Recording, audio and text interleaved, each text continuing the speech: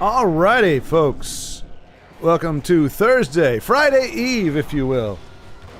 Stream of Resistance. Viva la Resistance. And a little bit of a quickly put together. Look, I'm not going to pretend it's a hardship to stream a video game. It's a good time. I'm very fortunate to have the time to do this right now. However, it was not necessarily on the slate for today.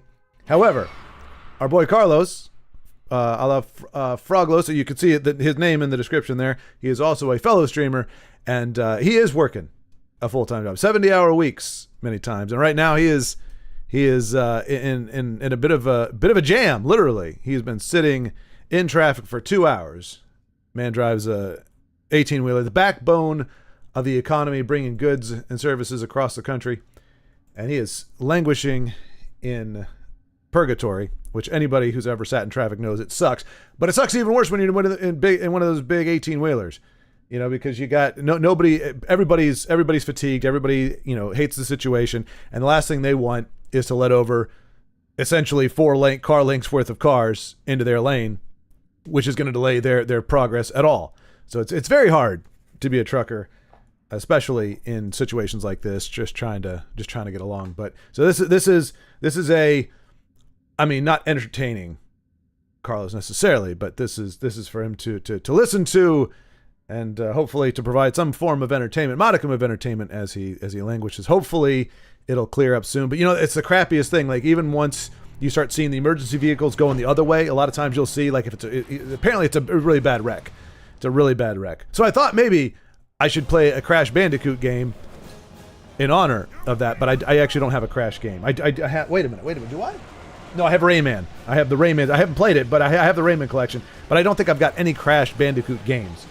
Otherwise, I think that would be a fitting game for the situation. So instead, we'll just continue on with the Resistance.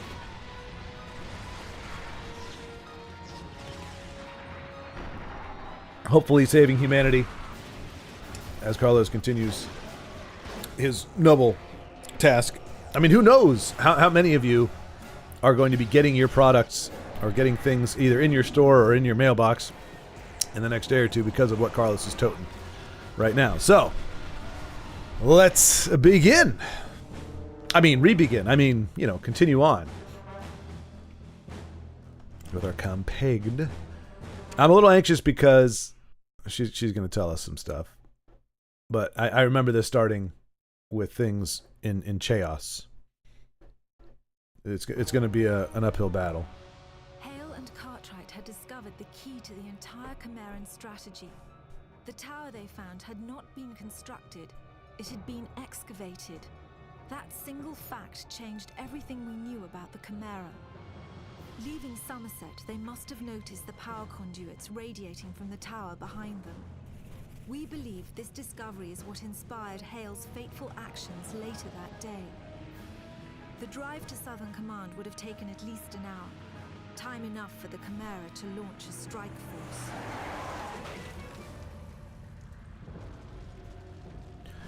Nathan Hale does scowl a lot. I can't blame him. It's not exactly a situation where, and honestly, I'm pretty sure with the face modeling, I don't know that a smile would necessarily look good. We never see him smile. But I don't know that the model would really pull off a smile all that well. I mean, nobody smiles in this, really. Which is fine. Like, I don't expect him to. When would you smile at a time like this? I mean, sure, somebody like me would crack a witty joke that would break up the room a little bit. Everybody would chuckle. But we'd all quickly go back to feeling miserable because... Alright, as long as you give me time to get... our Jeep!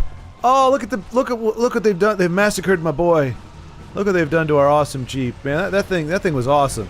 That thing could handle just about anything. Okay, he said he's going to handle the stalkers, which I think are the big metal thing. So I think I'm just going to go this way. Otherwise, they would be definitely shooting at me. This might not be the right way. I mean, looks like the main gate. So it would make sense that we need to switch over weapons here. Let's go to spray and pray.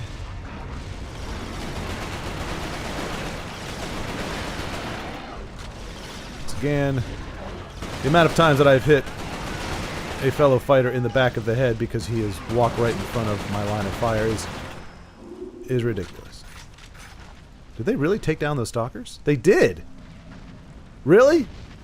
Y'all couldn't do that last time. Last time y'all just kind of, you know, sat around looking at it. While I did all the hard work and... Oh no! Wow, really? Insta-kill? As soon as you started streaming, I'm trying to start it to move. I knew that was gonna happen! Well, at least I think so the traffic is moving now? I figured that that's just the way the life works. I tried to get us going. Of course, as I'm trying to get this thing going, my camera, the OBS doesn't acknowledge my camera, so I'm like, I'm unplugging, plugging, unplugging, all that kind of stuff. So it took a little longer to get up than I thought, but I was like, you know what? By the time I get ready, he's probably not going to need it. He'll be back moving again. But hey, I mean, if that's all it takes to compel traffic to move, is me like trying to do something, you know, trying to do something in that regard, then hey, I'd rather you be moving and not need this rather than like you sitting there for another 2 hours or 3 hours having nothing but the stream to kind of keep you occupied. But how far are you away from like the end? Like how? Because I mean, granted, you know, it's all right, man. I mean, look, like I said at the beginning, streaming is not a hardship, really. I mean, there may be days where there's some low energy or something, but what's that old saying? That the worst day of streaming is better than the best day of working? So, nah, it got me, well, yeah. I'm not going to lie. I hadn't really gotten out of bed. I mean, technically, I had moved out of bed during the day, but I had not actually, like, officially got out of bed. So you got me out of bed, Carlos. Thank you for that. And I was like, whoa, this is what it feels. Well, no, not even that, because it's 1:23, not like 3 o'clock. But still. And I was napping much of that time. Some days you just... Yeah. But anyway. So I appreciate the ample reasoning. So what we need to do is switch over to our shield generator weapon, which is the big one there, I believe. I wish they kind of did a little different with the colors on these. Like, obviously there's some that are very obvious, but like this one doesn't look so much different from the other pea shooter. I mean, it kind of does, I guess. But yeah, we're going to be activating the shield part of it as we make our way through the minefields here. Ha-ha! I guess I didn't need to do it there. I could just duck if I wanted to. Yeah. But I wanted to use my cool shield thing. I don't get to use that very much. Oh, hello. How does this do? I know shotguns do well on me. Is this doing anything at all? Is this doing anything at all? It's not really, is it? Can I punch you with my... Nope, I can't. Or... Well... Oh, jeez. I do love that. I gotta remember that this does allow you... It pauses the game when you're changing weapons that way. So... I think we're just dead. Yeah. Wow! We're getting shredded here. We are getting shredded today. I think we've died more times today in the first 3 minutes than we died the entire last 2 sessions. It hasn't been a great start. Go ahead and finish your work there, guys. Take out the stalkers. All right, fine. I'll come to your rescue once again. I wonder if I shoot it if it will draw its fire, or if... Hey, why is it not, It's supposed to, like, start doing that jittery thing when you hit the... When you hit the thing from behind.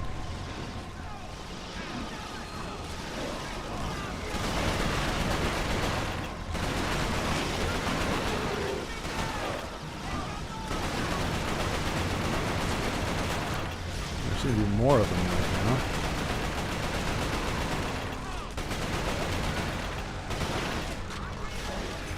Just more fuel for the legacy of Nathan Hale. Alright. Now the question is, do I risk the timing? Well, actually I don't have to. Yeah, they give you enough barricades. You just have to do something. And now we switch over to our good old shotgun rhinoplasty. Plasty.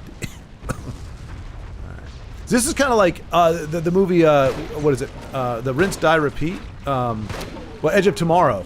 Where it's like, you get to, you memorize how the battle goes, like what happens, so you're prepared for it. It's like every time you die, you come back.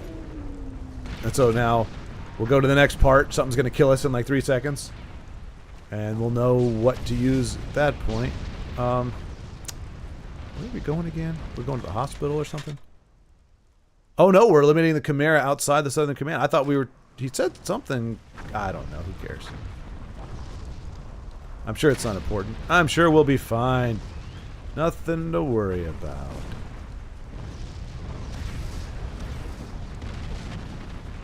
I see, that probably would have killed us if that was real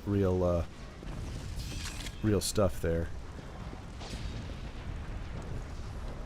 Like, the explosion is where the epicenter of the shrapnel comes from, but it's usually got a pretty wide range, so having an explosion go off right in our face, more than likely, we would not be happy right now. Can somebody pick the lock? Does anybody have lock picking in their repertoire? Like, y'all are standing there. Oh wait, oh no, it's you guys. Oh jeez, whoopsie. Oh man, I totally should have lit him up. You know what? You want to get close to me? You want to get close to me? Don't stand so close to me. Don't stand so close to me. Alright, they got me a little, but I got Magoo. I'm sure this is where the controls are for that gate. That's why I came over here. Where's the control, baby? Yeah. That's not gonna work. Even in my best of days, I couldn't do that impression very well. This is not doing it justice. Alright, well, I see 2 ugly mugs. Oh, and then there's 2 cups on the desk, too. Hey-oh, hey. Guys, get my joke? 2 ugly mugs? Mugs? You guys? Okay. Just don't get my humor. That's fine. It's fine. I mean, what was in here if... Alright, so there's... This is not the way to open the gate. Which is a little perplexing. Oh, there... Well, we did get through one gate by doing it this way. Oh! Poop on a stick. What's going to be the best way? Can we snipe this guy? What I want to know is, if we get in here... If we get in here behind cover, right? We go really far back, which is... Oh, yeah. Yeah, we're going to snipe this guy so hard, it's going to be awesome. Watch this, watch this.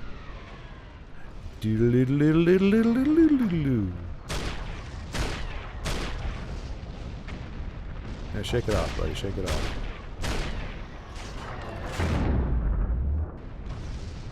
Oh, he still managed to actually get a hit in. Oh, he's actively shooting at me. Why are you shooting at me, buddy? Do you not like being shot in the face? Oh, did that hurt your little face? Did it hurt your little face? You know, oh jeez, that actually hit pretty hard. And now I'm out of ammo. Any more goo? Yeah, we have some more goo over here. That's the only reason I was willing to play fast and lose with it. Oh, here we go.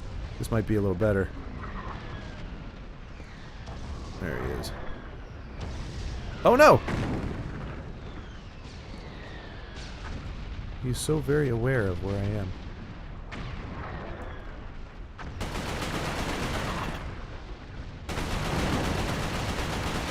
Alright, well at least I know not to waste my sniper. Oh, jeez. Okay. Hey, Danny! What's going on? Jolly old England? Well, I tell you, Danny, it's been a bit of a rough patch. We are doing the we're doing the crap. What is it called? Day After Tomorrow, I believe is the name. No, Edge of Tomorrow. The Rinse, Die, Repeat. We're doing that, which is play through, get massacred by something, adapt to that, get massacred by something else, adapt to that, get massacred by something else. So it's one step forward, we die, then we figure things out.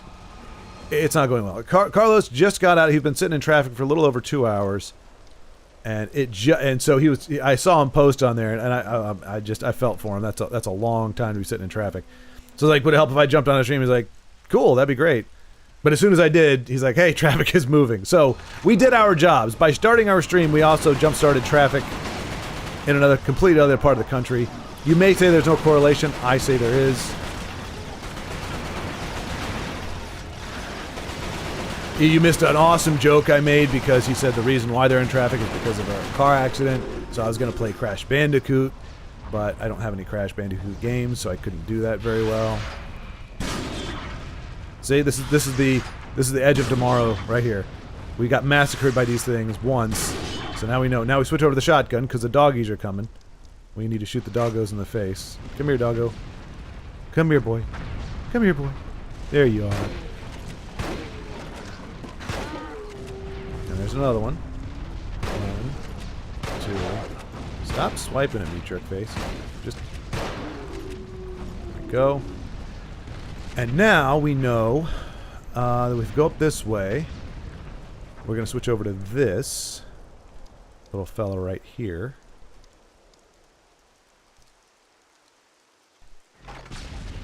Because I don't really know any other time where we can use it. But that's how I remember this game going. I don't remember if it's better to shoot Titans in the head or the back. I think it's the backpack thing, Dandy. Because I shot him. I emptied the entire magazine I had of sniper ammo directly in the face, and he does do this. You're like, oh, but it was like all of it. It was like all 8 shots, headshots, and it didn't kill him. I think, was it you or oh gosh, who else was it? Oh, Big Hein, I think when he was watching, he suggested shooting the backpack because that's the cooling system. So I think that's what you need to hit. I think that's what, well, either that or that's what does the most damage. So that's what I'll be trying to do this time.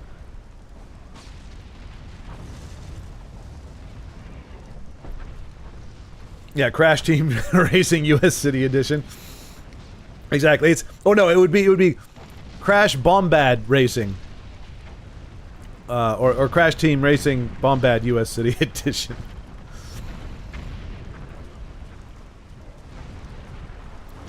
But yeah, so now we know these guys are here. So how does this work? Oh.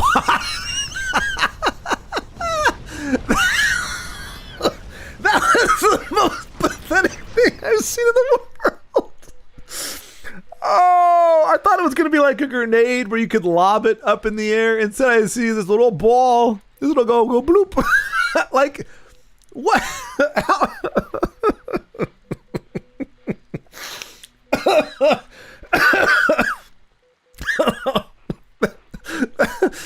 Needless to say, I'm going to have to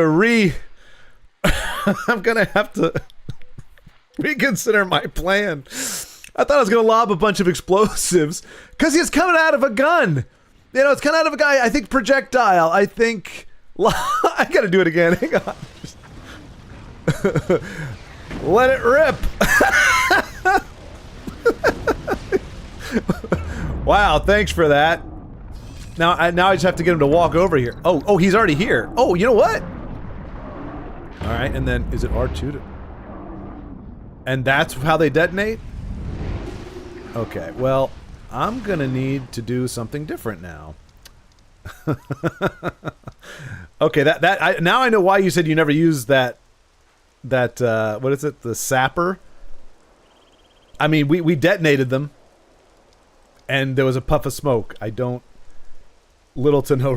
I mean, that was possibly the saddest thing I've ever seen in my life. All right, so we need to get here and.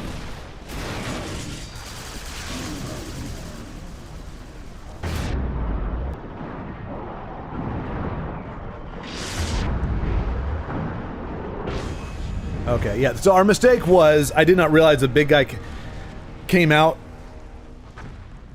at the same time they did. So last time we were able to get to them, take them by surprise, and then go inside the house and fight the guy, but the guy was there at the same time. Crash Bombard card. Yep. It's a bombard cart, alright, yes, a Misa Thinker. Oh. It's extremely close range. It does do damage. You just got to be up on the enemy like a high school dance party. Hey, I never went to it. Well, no, I did actually. There was a friend. I went to the prom. She asked me to go to her prom, and I said okay, but I wasn't gonna go to the prom. It doesn't work for me. But you could try the hailstorm alt fire again. Yeah, Dan. I think that's the key. I need to do it quickly. I just didn't realize how fast I was gonna have to move through that whole thing. I thought like his entrance would be triggered by my progress, so it was like once all the little guys were taken out, he would come out. I didn't expect him.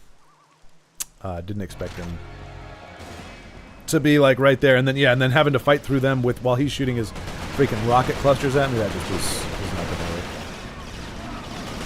Yeah, we've died a lot today. This has been a death day, really, a D-day, some might say, for us. I mean, I went through 2 or 3 days or 2 days, 2 streams where we were dying. Was kind of a... Okay, this is... I mean, look, I can't complain too much because it's not just standard, but, like, the amount of guys we have to fight is different each time.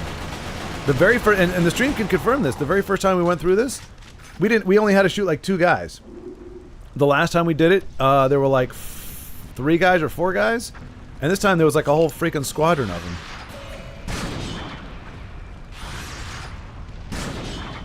This is not going well.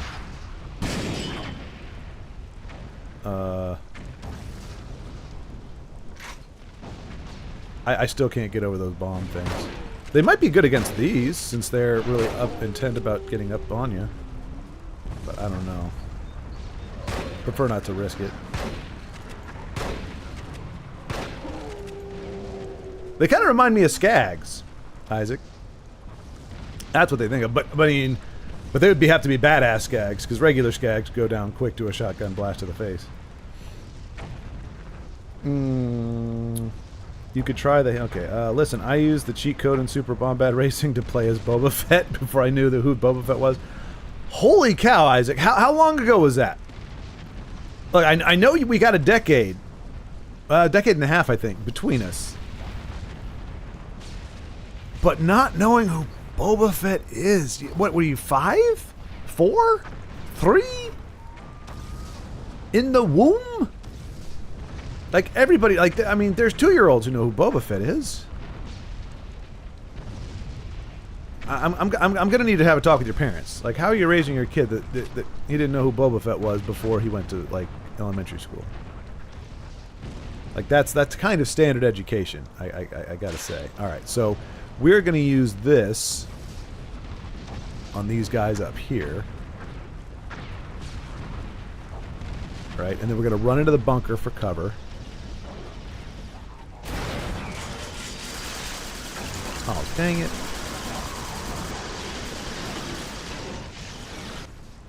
That did absolutely nothing at all. That wasn't the hailstorm's fault, that was my fault.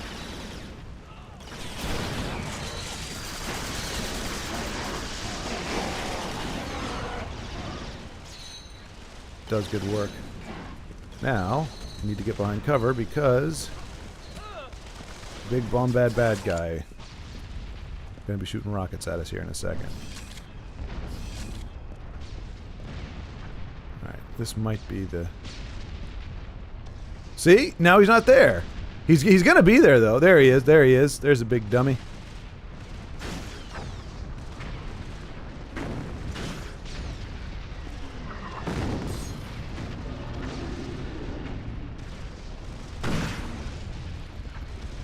Oh, this is the other... This isn't the cool gun. This is the... I mean, this isn't a bad gun, but it's not a great one. Alright, let's see if we can... Alright, so we know he is going to target us. What the heck is going on?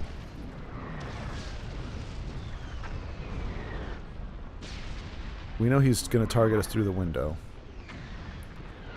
Where is he? Where is the big old bastard? Where is he? Did they kill him? I don't think that's not right. Okay. Oh, you missed me. Oh, you missed me again. Oh, you're gonna miss me again.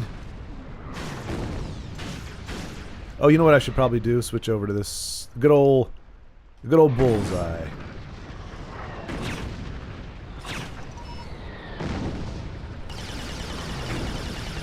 I don't know if that's going to work, though, with the target. Oh, dang, he got me. I mean, he is aggressive with that thing.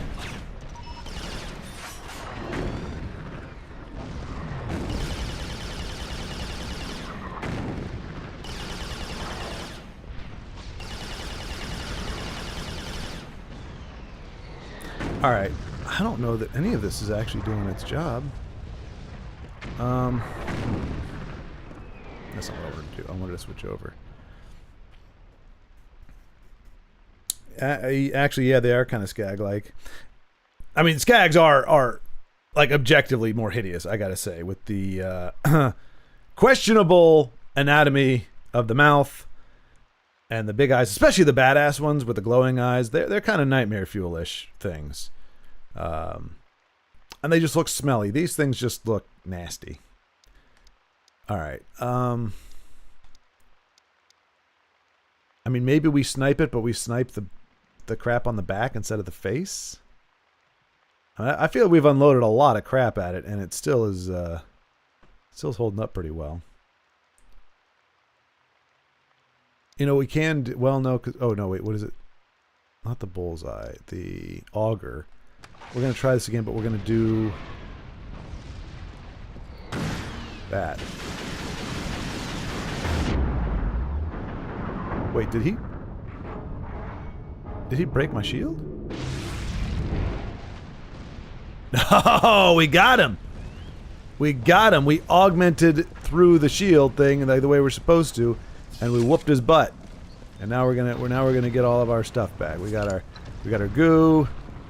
Get all the ammo we can. I don't think there's anything in there. Nothing in there. Oh, there's some more goo over here. Some more ammunition. Okay. Bam. Ain't no thing. As you see, I dispatched him with ease. And absolutely no confusion. Yeah, when it was 2001, I was probably 6. Oh, okay.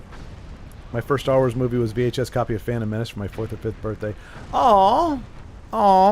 See, that's the thing that folks like me got to remember, old timers. Like, I got Return of the Jedi for my probably 7th or 8th birthday. The VHS of Return of the Jedi.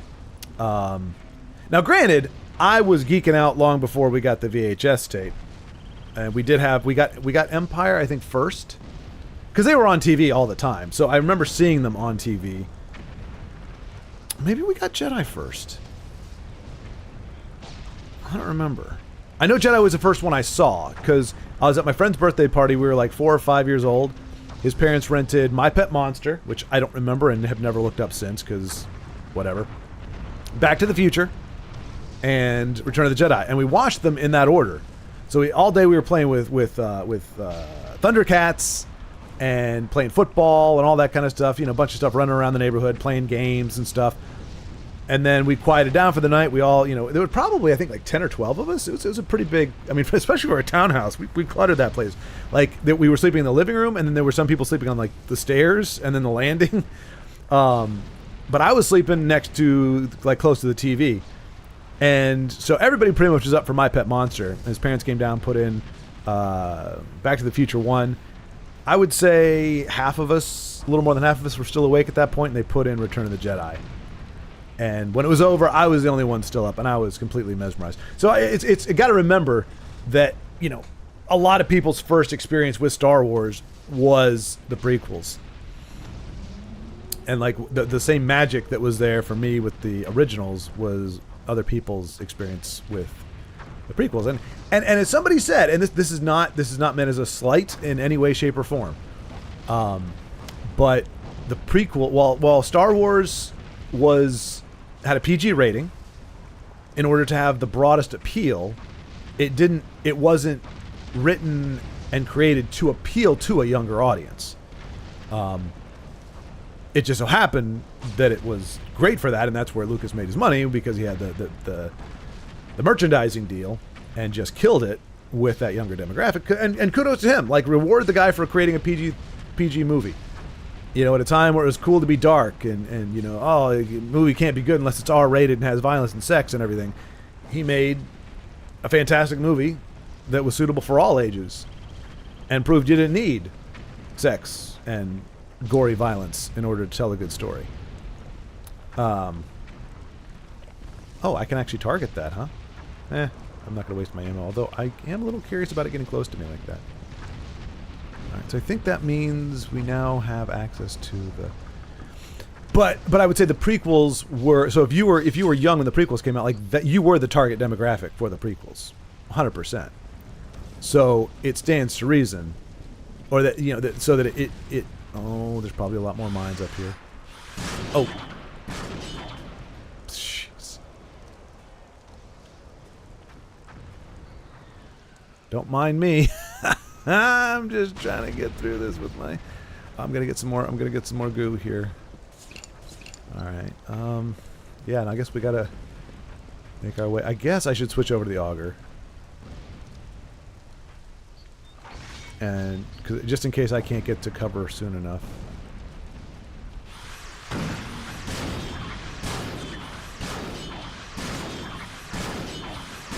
Oh no! They snuck one in on me. Yeah, the auger should work well, actually, since it does more damage the more objects it passes through. Exactly, yeah. Don't mind me, just IED. Oh, don't mind me and IED? Don't mind me and IED? Jesus.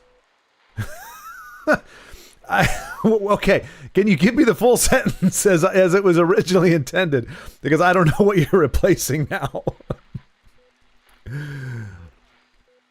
I know an IED is an improvised explosive device, but yeah. You know, I gotta believe, I think, I said this before, but I genuinely believe that talk-to-text is one of many ways that we are being driven to madness by intentional misunderstanding. Did I tell you guys, you can try this out for yourself. If you try to type in the word ludicrous, no matter how you use the word, if I say, that was such a ludicrous thing to say, talk-to-text will automatically give you the rapper's name. So it's not only misspelled, but it's capitalized.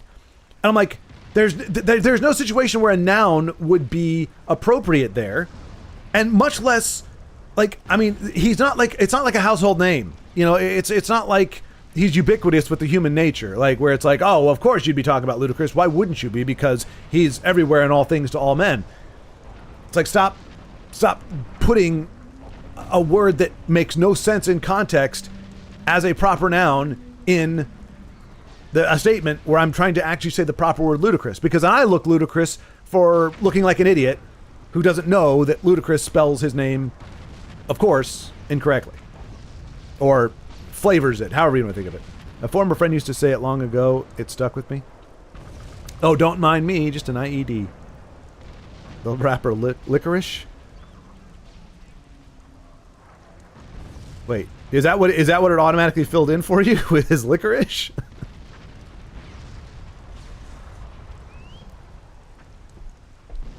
Actually, I'm not even sure if that's how you spell licorice.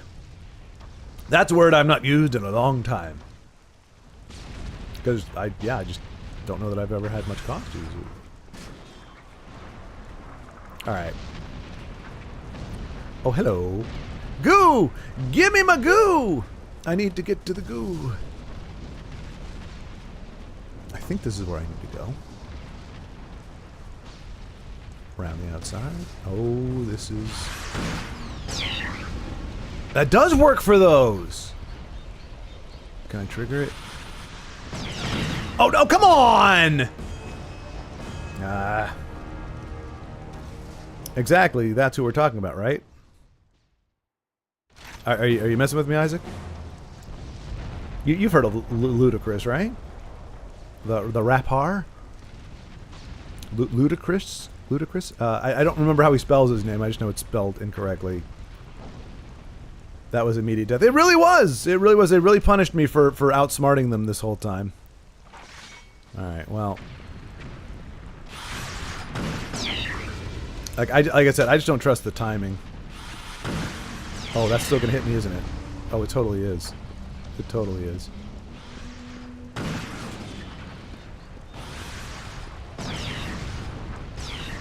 I hate those things. Oh, come!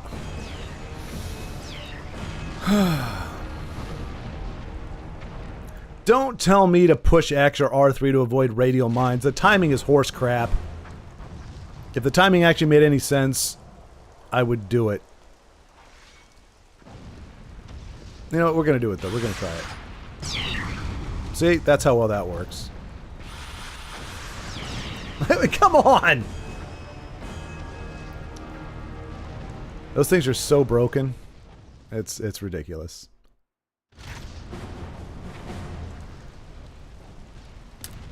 Yes, I have, and I don't remember anything about him other than he was a guest bad guy in Law and Order SVU. Yeah, I know he's a rapper. That's it. As far as I know, he's not any more notorious than any other rapper. It just I don't. I mean, granted, not too many people call themselves a name that could be confused for, you know, a you know, what is it? Adverb? No, adjective. I was horrible at grammar. I can use it properly. I just can't tell you what it is. I'm pretty sure it's an adjective. Because an adverb describes a verb, right? Describes an action. Well, no, that would be I don't know. Anyway, like I was gonna say, you don't see other names being injected, but nobody else makes their name that. Like even the ridiculous names, like I don't know, Sunflower or Jello Pello or Tom Bombadil. They still sound like nows. You're never going to get them confused with an actual, like, word. Like, there's nobody named Absurd, spelled it O-B-S-U-U-R-D. Well, not yet, anyway. Who knows? The world is full of weird and wonderful things. Alright, so we're going to go through the old school way. But it didn't work because... Did it just dissolve? I think it did. Tom Bombadil, the rapper. Come on, you can't tell me that wouldn't be like...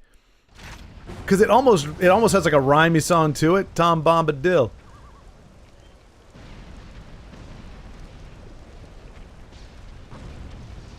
Like it sounds lyrical, is what I'm saying. You'd probably call him T-Bomb or something. Alright, I'm going to try the jump thing again. I don't think it's going to work. And it didn't.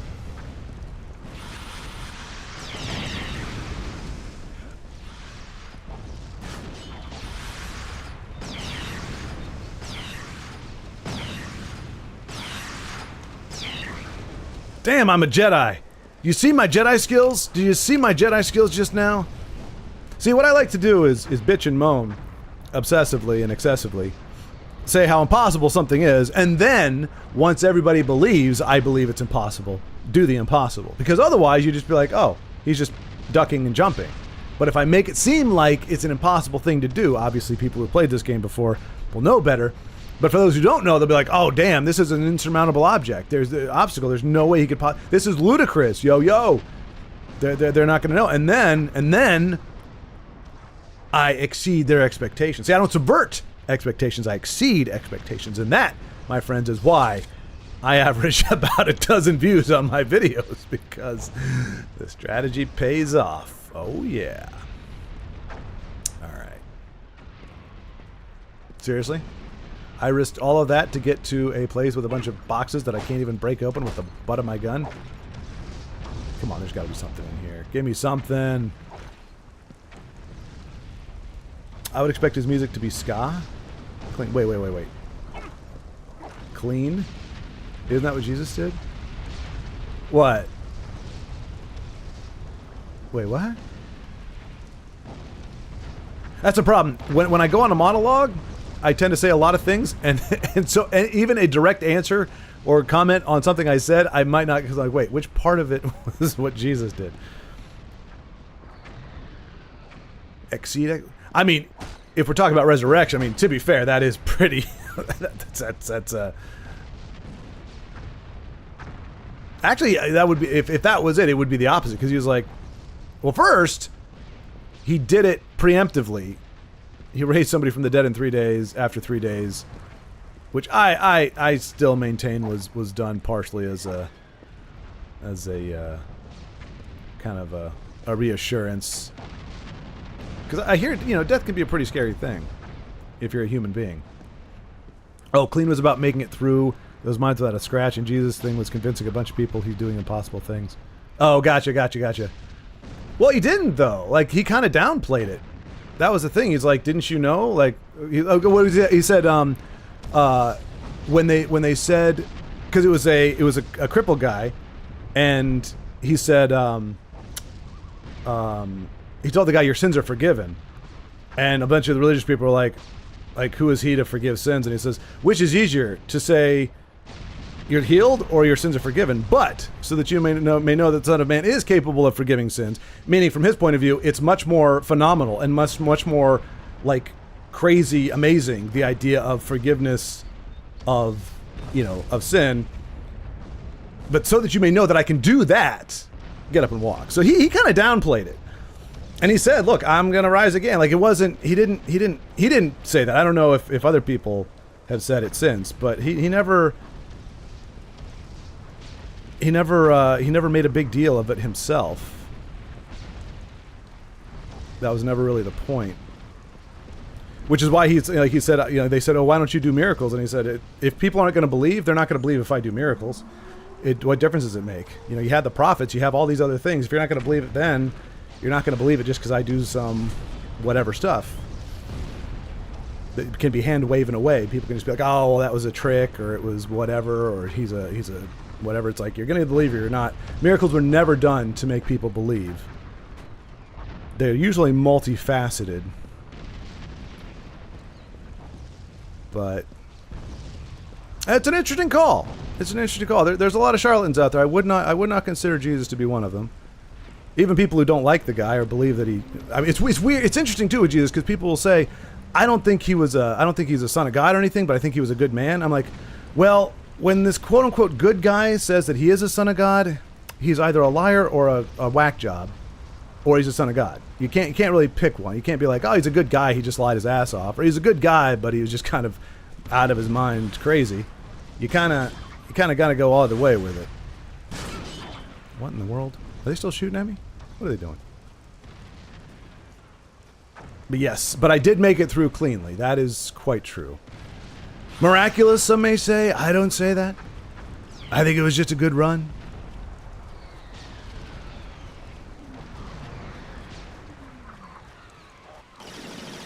Alright, I guess we just use this. Take that to the face! Or the center mass, whatever. Oh, hey, did you end up cooking last night, Isaac? I know you said you were getting recruited to, you said make dinner, but you weren't quite sure what the task would entail. Was it just some cooking, or were you hoodwinked into some other task? What in the world are we doing here? Oh, can we break these? Should we break these? I feel like they're shooting down good things.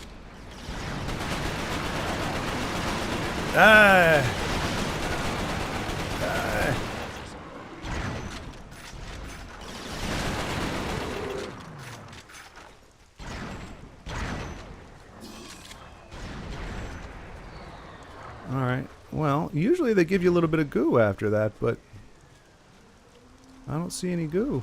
Oh, nope, that's not goo. That's not goo. Captain Mitchell, Chimera have reached the hangar. I need all the men you can spare. Roger, Command. Cartwright, we'll hold them off out here. Get to the hangar. We can't afford to lose those transports. Roger that. Hale, meet me outside the north entrance. You can't not give me a compass and tell me to meet you outside the north entrance. That is a directional direction. I cannot be expected to know where the heck you're telling me to go if you don't tell me where north is. You understand this, don't you? Like, that's the thing. I understand not hand-holding. I get it. But at least a good old compass rose. You know what I'm saying? Like, just a little something to say, hey, you are facing what this game considers to be... Oh, wait. Oh, dang. He went down with 3 shots. I'm getting stronger, faster, better.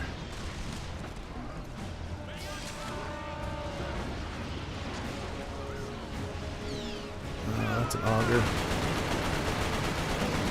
Strafe.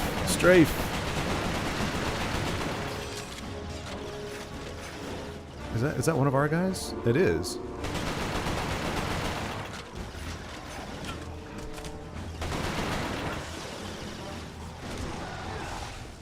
I probably wasted that second one.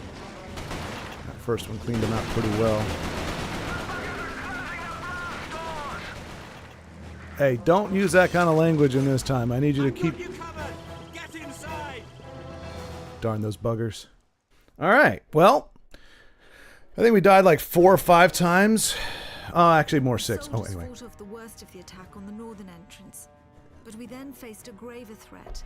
The Chimera had infiltrated the hangar on the south side. If we didn't get the planes out safely, then all would truly be lost. Get to the hangar. Make sure all the transports get out.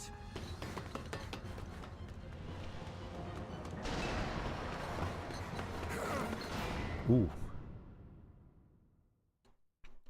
I'm sure there was a safety on the door, like, you know, if it senses that you're close, it would just automatically open, just like modern doors. I'm sure they had some safety protocols in place. You can't just have a big old door like that closing on somebody. That would be a bit of a problem. All right, so 3:59 GMT. I kind of feel like we're probably kind of close to the end of the game here. Captain Parker, the Chimera have sealed the base. Only Hale's made it inside. Then pray he's enough. Of course I'm On enough. every star in the sky, Captain. Oh, jeez. No such thing as hyperbole here. I mean, we're in it. Here we go. Very Resident Evil feeling. Okay. Okay, you little turd muffins.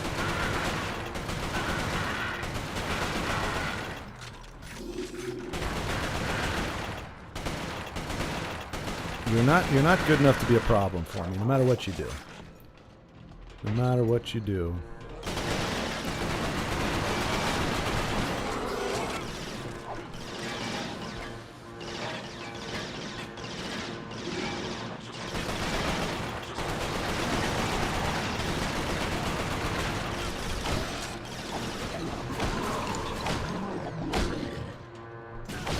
Oh, you're a bigger guy. You take more than one hit. Okay. I was like, why did I think you're closer to halfway. Really? Are you serious, Isaac? Holy cow. This is phenomenal then. Well, now wait a minute. Okay, I guess... Well, this is our 5th session, and one of them was cut short, but most of them are at least 2... Hang on a second. Now I'm curious. That's pretty doggone impressive. I mean, it just feels like narratively, I feel like we're building to something, but oh my gosh. Maybe I forgot just how big old games were. In fact, I actually, because we talked about Resident Evil 5, I was talking with my friend about it last night. I totally forgot how big that game was. Like, I remembered certain boss fights and certain elements of it. Like, you know, Chris punching a boulder. But like, there's the initial part of it where you're on the rooftops and you're shooting just like through masses of people, and there's like a few, bosses there. Then there's, inside where you got to like lure the tentacle monster thing into the incinerator. But then you're on a boat at one point, like a ship. Like there's a whole thing on a ship with containers. It's kind of a bit of a pain in the butt, especially if you're by yourself. And you fight this monster thing, like some kind of like what do you call that? Like a Kraken type deal on the ship where you got to be shooting the guns at it. And then you're like in a Mayan temple, and they're like shooting lasers. Like there's these laser things shooting down the center, and you got to use mirrors to redirect it all. It's like you globetrot in that game. Like you're all over the place. And just when you think you got it, and then what was the other one? There was another big set. Oh no! What happened? What did I do? Oh, see, my reflexes are kicking. Hale's getting antsy. Oh, yeah, I didn't end up making any food, but I had to try to figure out what my mom was trying to communicate about food. My stepdad made some good food. Okay. Now, I asked this because I just don't know. Is it a physical limitation that, like, is your mom, is she like partially like deaf or something like that? Like, so is it you're saying you were trying to figure out what your mom was communicating, like because she has a hard time communicating, or it's kind of like that passive aggressive thing where it's like, boy, it sure would be nice if I had some help up here in the kitchen. And you're like, what do you want from me, Mom? What exactly? Yeah, I played RE5 a couple times, but it's been a hot minute. You think you globetrot in RE5, you should see RE6. Yeah, I know. The RE5 was the only one. Well, no, because I did play the RE2, and I think it was the RE3 remake. I never played the originals, but I did play those 2 remakes at the behest of my friend who loves the series, and apparently 4 is the GOAT, as they say. Apparently that's the best one. But yeah.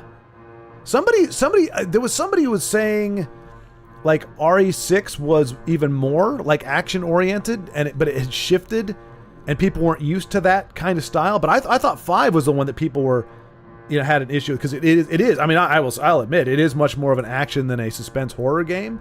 There certainly are some horrible things, especially the chainsaw guy with the sack over his head. He's terrifying when he's coming at you, and especially if you're out of ammo or you're not ready for it, it's a pretty terrifying thing. But yeah, it's huge. It just kept going. And so when I was thinking about it, my friend were talking, and he was like, "Oh yeah, I remember this guy and this guy." I'm like, and then Wesker, you fight him like 3 times, and I remember with Jill, you fight her, and you're supposed to be pulling this like thing off of her chest, but you fight her so many times. You have to do that so many times. Me and my friend were like, "Are we doing it wrong? Are we pushing the right buttons?" It's just, yeah, you just have to get her down on the ground and start and try to pull it off like 6 times or 7 times or something ridiculous like that before you pull it off. So you fight her, and she's doing all the flips and all this kind of nonsense. Very irritating. But that, and then you got like 2 or 3 different Wesker fights. The last one culminating in the boulder punching. But I remember having to do that fight several times. So yeah, it's but I remember beating it single player. I did beat it because I wanted to keep getting points. I wanted to find more artifacts. I wanted to get better weapons, and so I wanted to unlock more weapons. So I did play it single. And I like, it's serviceable. It's not fun. Like, Sheva as AI is no bueno, but it's doable. It is doable, and then you can have a better time when you partner, because then you have like the Magnum with like the best ammo and the shotgun, and it's cool stuff. Anyway, no, she's just bad at communicating. Okay, that's what I hoped/thought it was. I just wanted to be like, "Oh, come on, Mom, just say what you want," and then you'd be like, "No, she can't talk out of one side of her mouth," or something like that. That would have been awkward. You never want to assume if you can help it. And I played the original version 1, the remake. So you played the original. On PlayStation, right? The original was on PlayStation.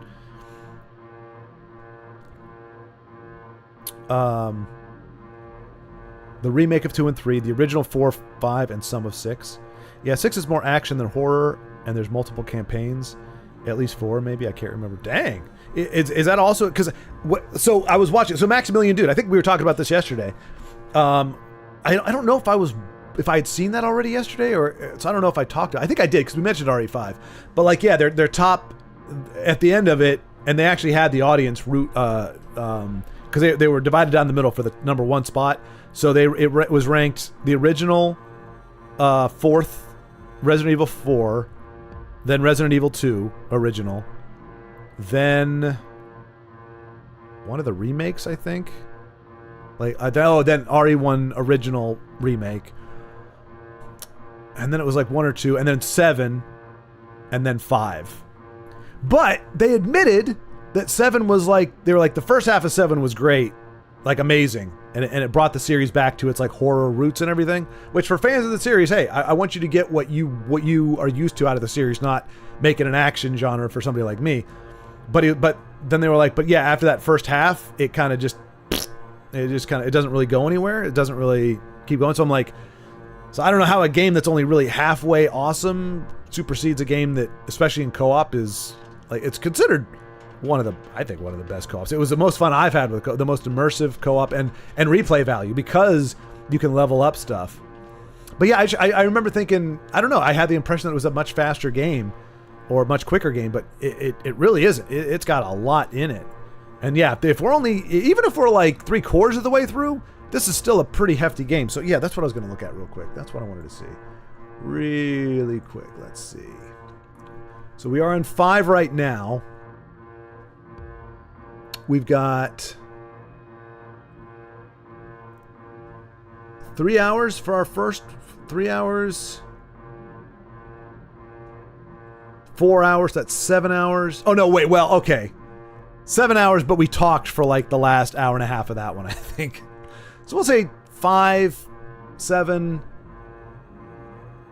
That one I think was mostly was actually gameplay, so 11. Okay, so maybe that's not too far out of the reach. So right now we're probably reasonably we're probably around 12 hours in. So if we are halfway, that's about right.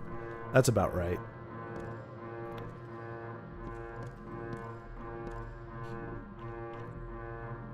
Yeah, 6 is let's see. At least 4, maybe more, I can't remember.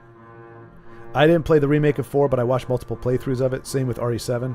I know-ish the plot of RE8 and saw some gameplay. I heard RE9 was good. Yep, that's about it for me too. Now I'll admit, like what I've seen of RE7, like for people who love horror, I think that fits right in.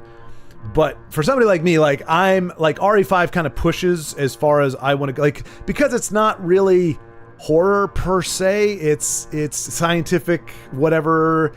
You know, this thing that makes you manifest is whatever.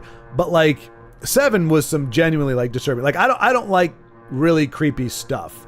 Not because of the scary factor. It just it bothers, like, because like I mean, obviously there's a fantastical element of it, but there's some sick people in the world, like legitimately sick. So it's not really as far off as you'd want it to be.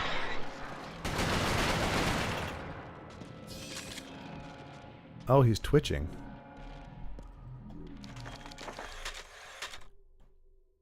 15th of January, 1950, 1300. They've had us unloading crates of VTOLs all day. They say it's just a lab equipment for NC, but they've got over 100 men guarding the loading site. 16th of January, 1950, 1630. I noticed some of the crates had American flags on them. This doesn't make sense. Everyone knows the Yanks are staying out of this war at all costs. Yeah, we did that in World War II, and you saw how that turned out. And I don't mean anything by that. That's not one way or t'other. I mean, was it? I think Wilson was a president. He ran on a platform of neutrality. That's just history. That's not commentating. You know, getting involved or not. Don't want to dip into that. Don't even go there. It's just funny that that's parallel. Like, I thought the Yankees were staying out of it. Yeah, well, it's kind of hard when it's a global crisis.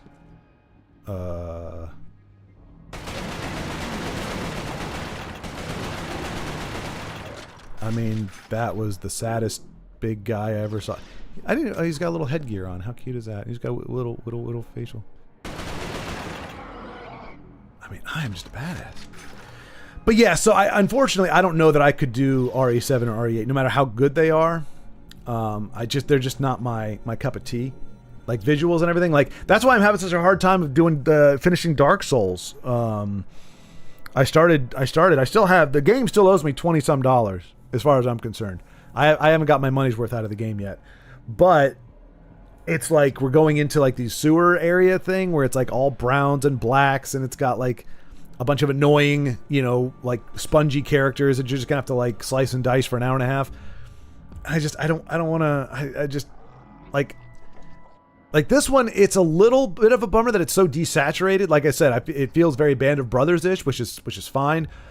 But at least we're out in the forest. You know, there's birds chirping. There's a little bit of nature, and so they vary it nicely. You know, we're in a bunker, then we're outside for a little while, driving around in our Jeep with our British friend and all, and then we're you know doing stuff. You know, in a setting like this isn't too bad, but you get like in the Resident Evil, and it's like even the setting itself is nasty. Like it's got goo on the walls and tentacles wrapped around the ventilation ducts, and it just looks nasty and horrible. And there's goo dripping all over the place. I think I mentioned the goo, but it's not the good kind of goo that makes you stronger. It's the bad kind of goo that makes you nauseated. Hey, buddy, are you one of the good ones? You don't want to shoot me, huh? You remember your humanity. Do you remember who you are? Okay. I couldn't shoot him first. I just couldn't do it. If he could have one-shotted me, I would have, but I just couldn't bring myself to shoot the poor guy. I feel like he was staring at me, just like looking at himself in the mirror. Just like, I used to be like that. I used to be a man, like a bloke like that fella right there. But then they took me into their giant tubes and put me in a big poop cocoon. And now I'm this ugly abomination. I can't bring myself to fire on him. I care about humanity too much. And then he shot me. I was like, all right, well, never mind. My internal monologue for that guy just kind of got shot to hell. We still haven't, and I guess that's the other part. Because you alluded to it, Isaac, before. that they talk about the mentality or like the mental conditioning. Because okay, you transform the physical body, but what do you do with the memories? What do you do with the brain? You know, because you can't just lobotomize them, otherwise they have absolutely no ability to move. So you have to somehow, I guess, destroy the part of the brain or a part of the brain that governs reasoning, or transform it or something, while keeping the things that the part of the brain that, you know, handles like motion and all that kind of stuff. This poor guy lost his balls. Safety precautions. Atomic attack. Before the atomic bomb burst, all personnel who are so directed take cover within the barracks. I love that. It's kind of like when they did the like Cold War. Now I wasn't young enough for this or old enough for this or whatever. Like when I was in school, we never did like nuclear drills, like if there's a nuclear fallout or something. But apparently part of the procedure was get under your desk and put your hands over your head. It's like, come on, guys. Like, this is an absurd level of humans trying to pretend like they have any kind of control over a situation. Especially because I was in Northern Virginia, which we were pretty much point zero, or what is it, ground zero. If there was going to be a nuclear strike on America, you know, more than likely it's coming at DC. We were close enough that it would have been one of those, hey, is that and then done. Like, that was it. So the idea that you're going to somehow be spared because you're under your desk. And honestly, like, you know, what you hear about like the nuclear fallout, like what happens after, unless you're far enough away that you could possibly have a chance of surviving it, I would say I'd rather just have it come quickly. If hiding under a desk is going to make the process slower, I'm probably going to, nope out. I'm going to stand on my desk and say, bring it on, bring it to me. But luckily we didn't have any of that when I was growing up. I do like horror, but I have to be in a mood for it. Like, I love Dead Space, and yeah, Resistance 1 is all washed out. It's not like that for the second game. Goodness gracious. Man, I am in for the time of my life with Crash, or with Ratchet and Clank and Resistance. Man, once I get past the first entries of these games, life is going to be good. I got to put up all of this washed out gameplay gobbledygook nonsense. Wait a minute. Hey, I got to finish this. If your duty station is such that you cannot take cover within the barracks, remember the following. Do not look. Okay, that's good. Honestly, if you're close enough to see the blast, chances are you're not going to have to worry too much about your eyes. And look at that. Do you notice how the A, B, and C are not lined up? Why would you do that? Why would you print this document like this and not have A, B, and C lined up parenthetically? Like, if it was 1, like 10 and 20, like obviously the 1 is going to have to be either aligned with the letter or aligned with the dot. But A, B, and C, they take up the same space. B should be smack dab in the middle, like lined up like this. That's. I mean, I wouldn't give any credence to the sign. Whoever made the sign obviously had no attention for detail. Take cover behind something sturdy. I don't know if this is supposed to be funny or not. Cover all exposed portions of your body with what? With what? Your other parts of your body. Cover your face with your hands. After the bomb burst. I love how it's a burst, not a blast, not incineration. Remain behind cover at least 90 seconds because radiation evaporates after 90 seconds. Do not enter any contaminated area that is designated by sign or indicated otherwise. Do not eat, drink, or smoke during an atomic attack. I don't know that food is really good. Okay. Decontamination stations are provided for. I mean, this isn't like what's the game called? Duke Nukem. It's not a Duke Nukem game, so I'm sure that's not meant to be funny. You're probably also not supposed to read it that far. So I applaud them for at least, it may actually be accurate. Maybe historically they said that, but that is the epitome of humans trying to control something that they absolutely have no control over. Sir, you should have stopped playing pool and ducked under the table. You would have survived.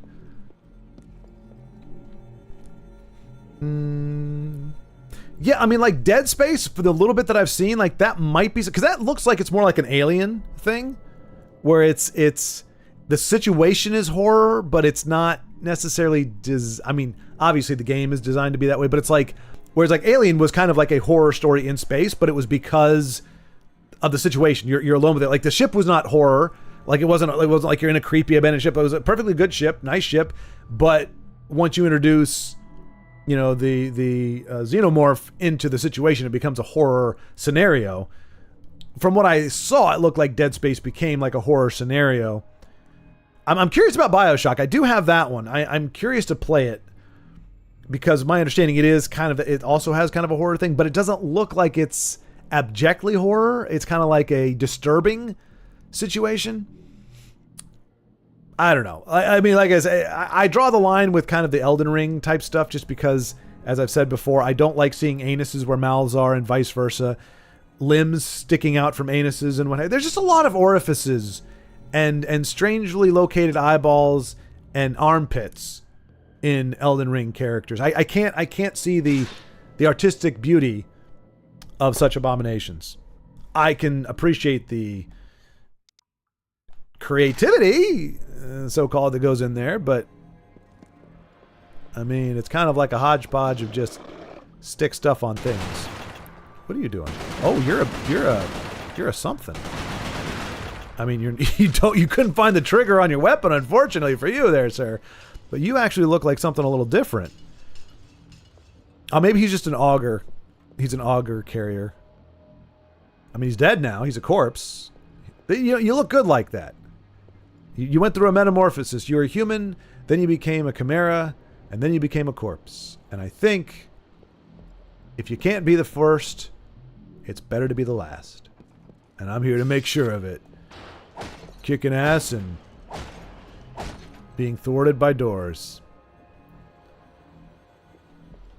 Nothing thwarts your power fantasy like being stopped by a wooden plank or a door or something like that after just completely owning everything else in the room.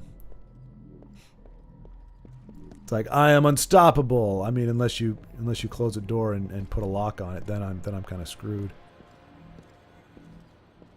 And I guess, yeah, considering most of my playthroughs do involve a lot of backtracking, unintentional backtracking, and a lot of me flapping my gums, we probably haven't been playing this as long as I think we have. The hours are logged, but it's not all pure gameplay. I'd probably be done right now if I was just playing it straight up, you know, because I'm that good. I'm no gamer, but I'm just a badass in general. You know what I'm saying? Just kind of. Sergeant Hale, rendezvous with Lieutenant Everly in the hangar straight away. Where's the hangar? Where is the hangar? I mean, if this is the hangar, kudos. Well, it's an elevator. In case of fire, do not use lift.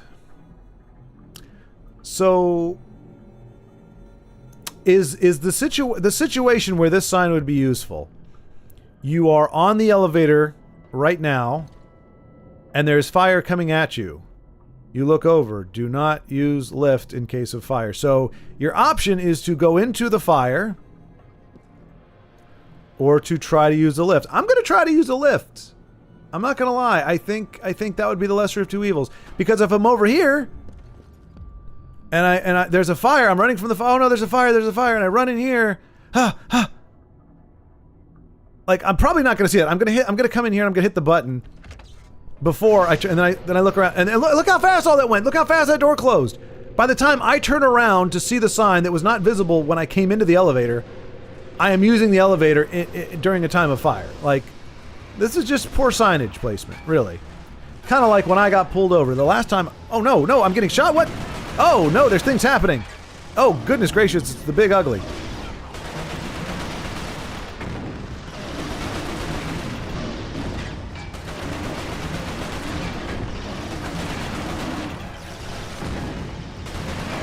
Oh, I need to change my weapon over to the old bullseye.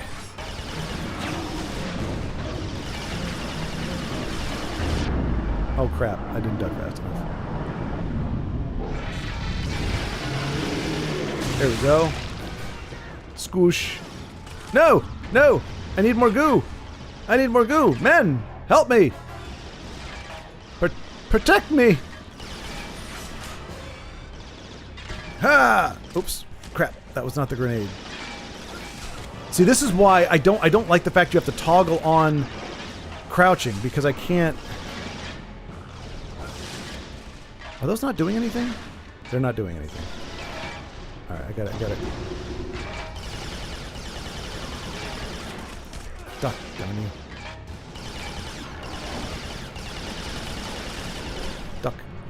Duck. I'm getting hit.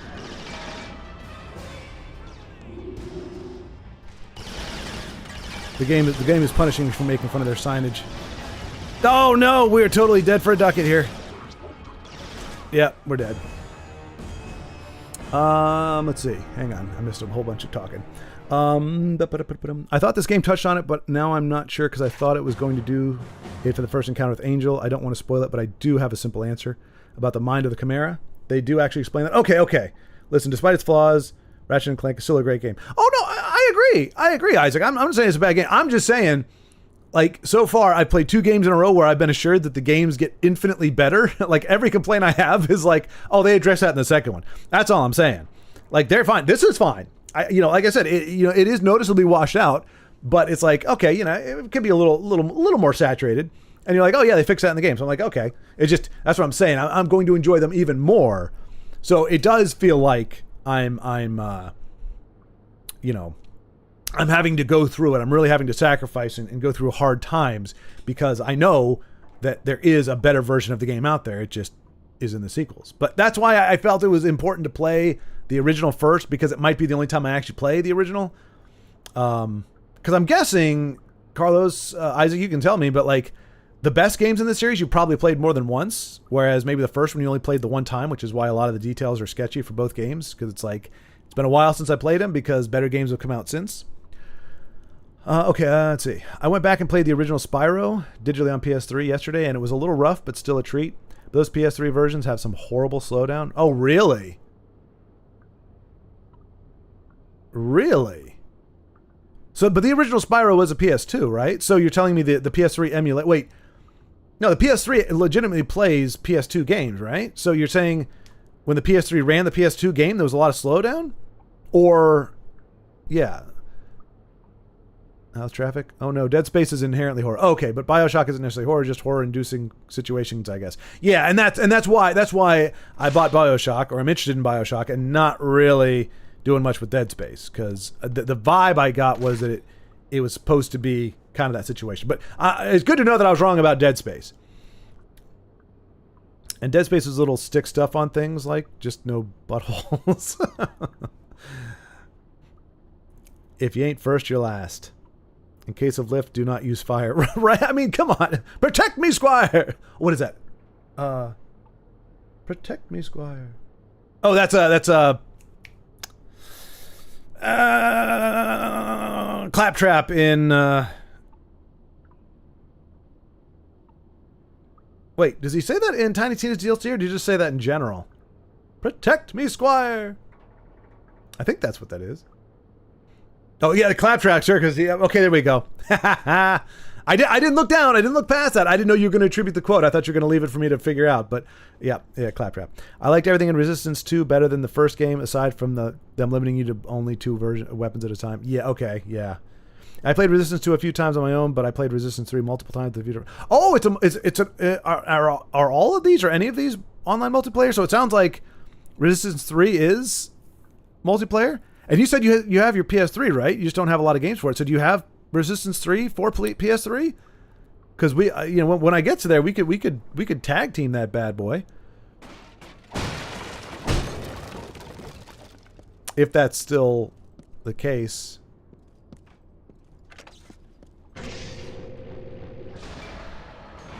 Oh, I was like, hey, how did we get off? Oh yeah, we died. I forgot. This is so crazy. In case of fire, do not use... Alright, things are happening. This time we're not going to get shot in the back because I'm talking. We'll get shot in the face because I'm playing. Hey, ho, hey. Wait, where's the door? Oh.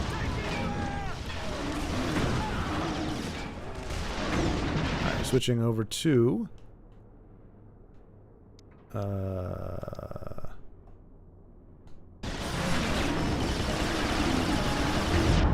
Dang it. doing?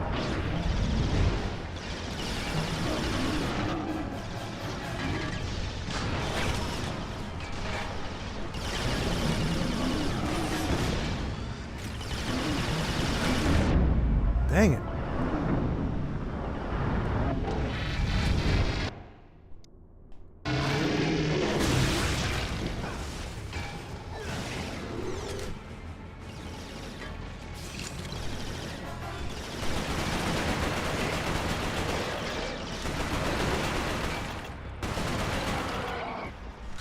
That's what I'm talking about, son.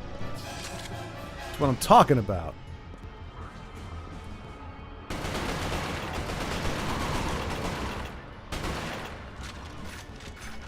So Isaac, is your stepdad a good cook?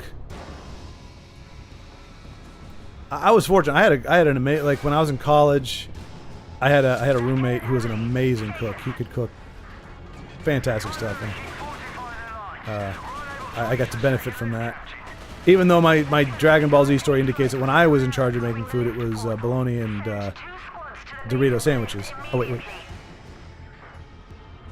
I don't even know, like. Tango 3 and 4, take and hold a position at the base of the second lift. Am I in? You heard me, Peterson. Tango 7 will provide covering fire. Yes, sir. See, I never want to speak over that stuff, but it's never really terribly helpful. I'm usually just trying to survive. That's pretty much it, and I go until everything goes blurry, and then it's a cutscene. I'm a very, very simple person. Like, keep going until you can't go any further, really, is what it comes down to. Like, I don't know if we're going to which hangar, but... because the game doesn't tell you! The game's not really big on showing you where your objectives are or anything like that, or giving you any indication of where they are, so you just kind of have to wing it.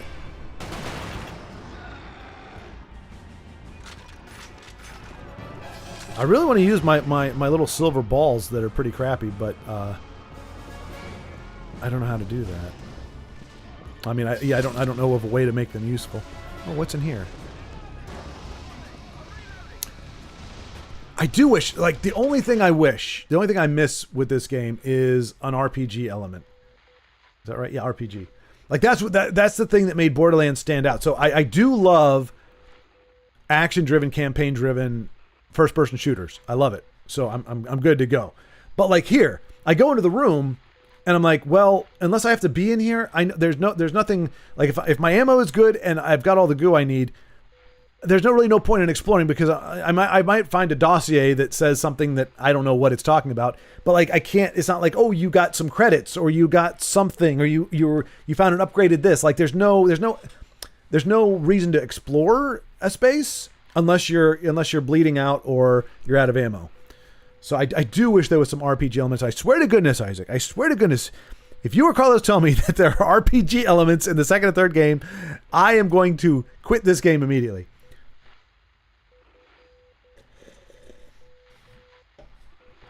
Original Spyro is a PS1. It's available digitally on the PS Store, even though PS3s can't play PS1 disc. Oh, okay. But so it's emulating then. Isaac, is what you're saying. PS3 is trying to emulate PS1 and it doesn't do a very good job. But if they are, I'd be down. Resistance 2 is the only game in the main trilogy that you can't play the campaign in co-op. I don't know if Resistance 3 has ever had online co-op, but it definitely had split screen like Resistance 1. Oh, okay. Split screen. Okay. So it could be a couch co-op. Not the second game, but the third. Okay. But would you maintain that the second one is better than the third? I'm trying to remember. Is because like Killzone and this one, I kind of got the reviews mixed up. All I got out of them was that they're good games. They're very good games, which so far, at least my little dalliance here it is. But apparently, like one of them, the second one was the best one, and one of them, the third one was the best one. I don't think any of these series, the first game was the best one of the series, which is nice. That's the way it should be. In theory, it should just get better. You don't want it to be like your first outing was amazing and then the other ones are different and maybe give you more things, but objectively are worse. You ideally want the game to get better as you go.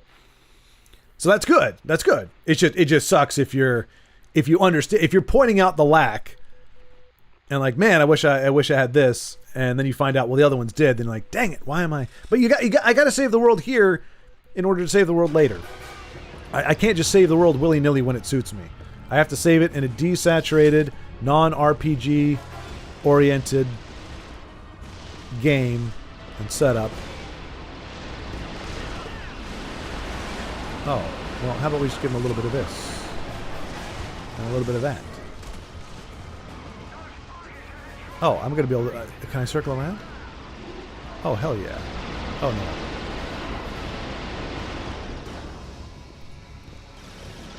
Hello. You guys going to come inside? Huh? You going to come over here? You going to come to Papa? Can you shoot through the glass? Doesn't look like it. Is bulletproof. Oh, hello.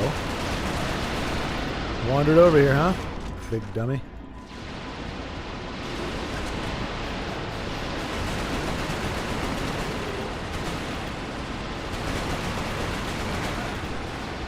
Can't shoot me through the... Somehow the chain link fence stops you. Okay, I'm gonna let you turn yourself away. There we go. Oh, this is definitely the auger. This is oh, I just realized why they call it the auger, because it tunnels through. I mean, I know they said it, but I was like, what's an auger? Why is it? See, it does have a little bit of like Mega Man-ish in there, like rock, paper, scissors. Like, okay, lots of firepower, but oh, I thought he was hanging down like a badass. He's like, I'm gonna dangle here. Acknowledge, Captain. Safe flying. Tango Company, assemble at the lift. We're getting the hell out of here. Now, see, I have enough friends from overseas to know that when they say lift, they mean elevator. And a flat is an apartment. Those aren't intuitive, but that's what they mean. So we need to go to the elevator. Wait, did they just take off without me?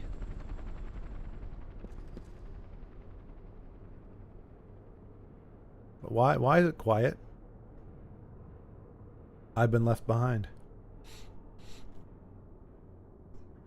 Yeah, he's definitely a cook, to be honest. Cool.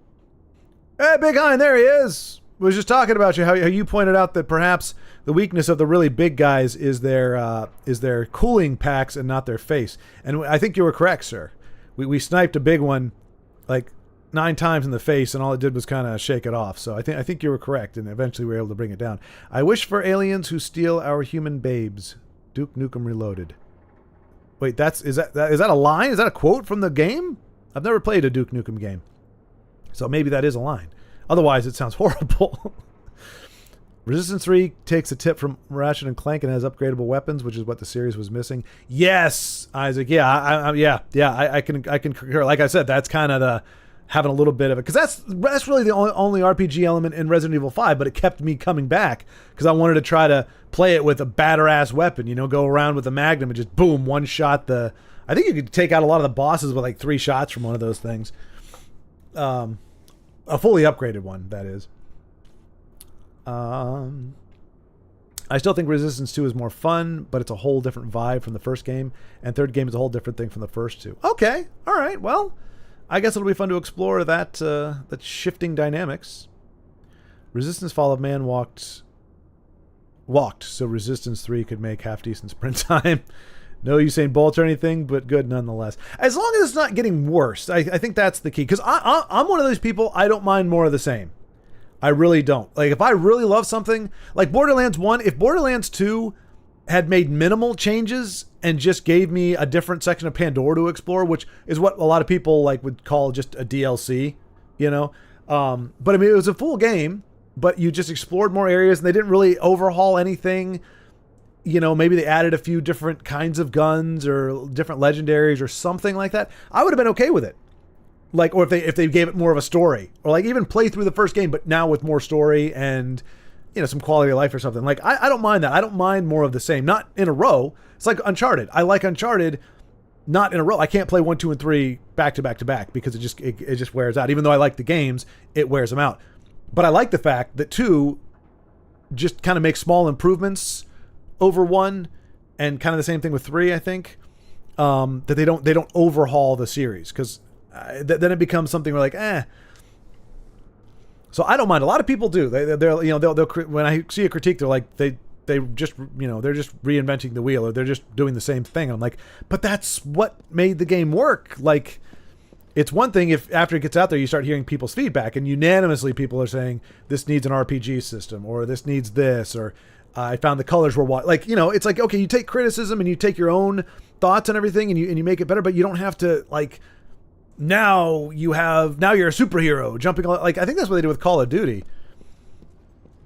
At one point they went crazy with it, so that like your jump was like 15 or 20 feet in the air. It was like anti-gravity or something. I don't know.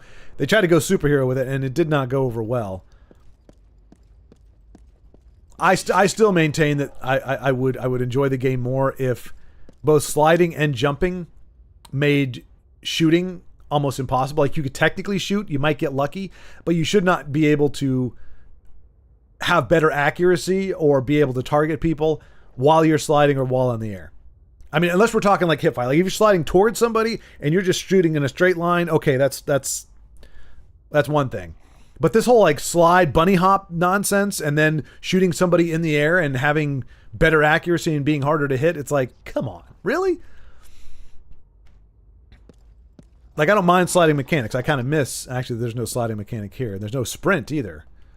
Is there a sprint in the second and third game? I'm sure there is.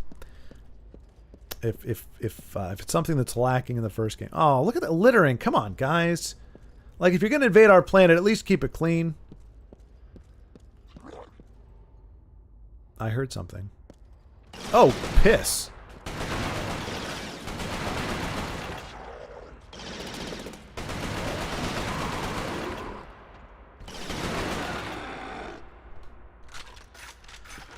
All right. Well then. Oh, here's the lift, I think. This was the lift. Hello. Oh, well. Maybe it is still the lift. I don't see any fire signage, so I guess I'm not supposed to. Okay. I don't know what to do in case of a fire. Maybe I don't know if I'm supposed to use the lift or not. Who knows?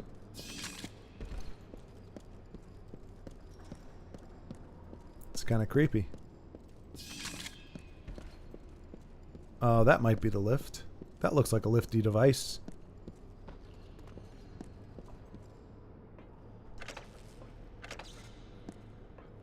See, okay, that makes more sense. Notice how they corrected their mistake.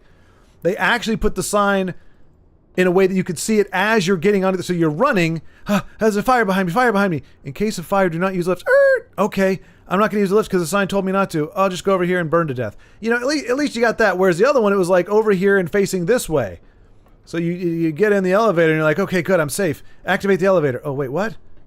You see how they fixed it? They fixed it because I pointed it out to the devs. They fixed it in real time. Why can I not push the button? Why can I not push the button?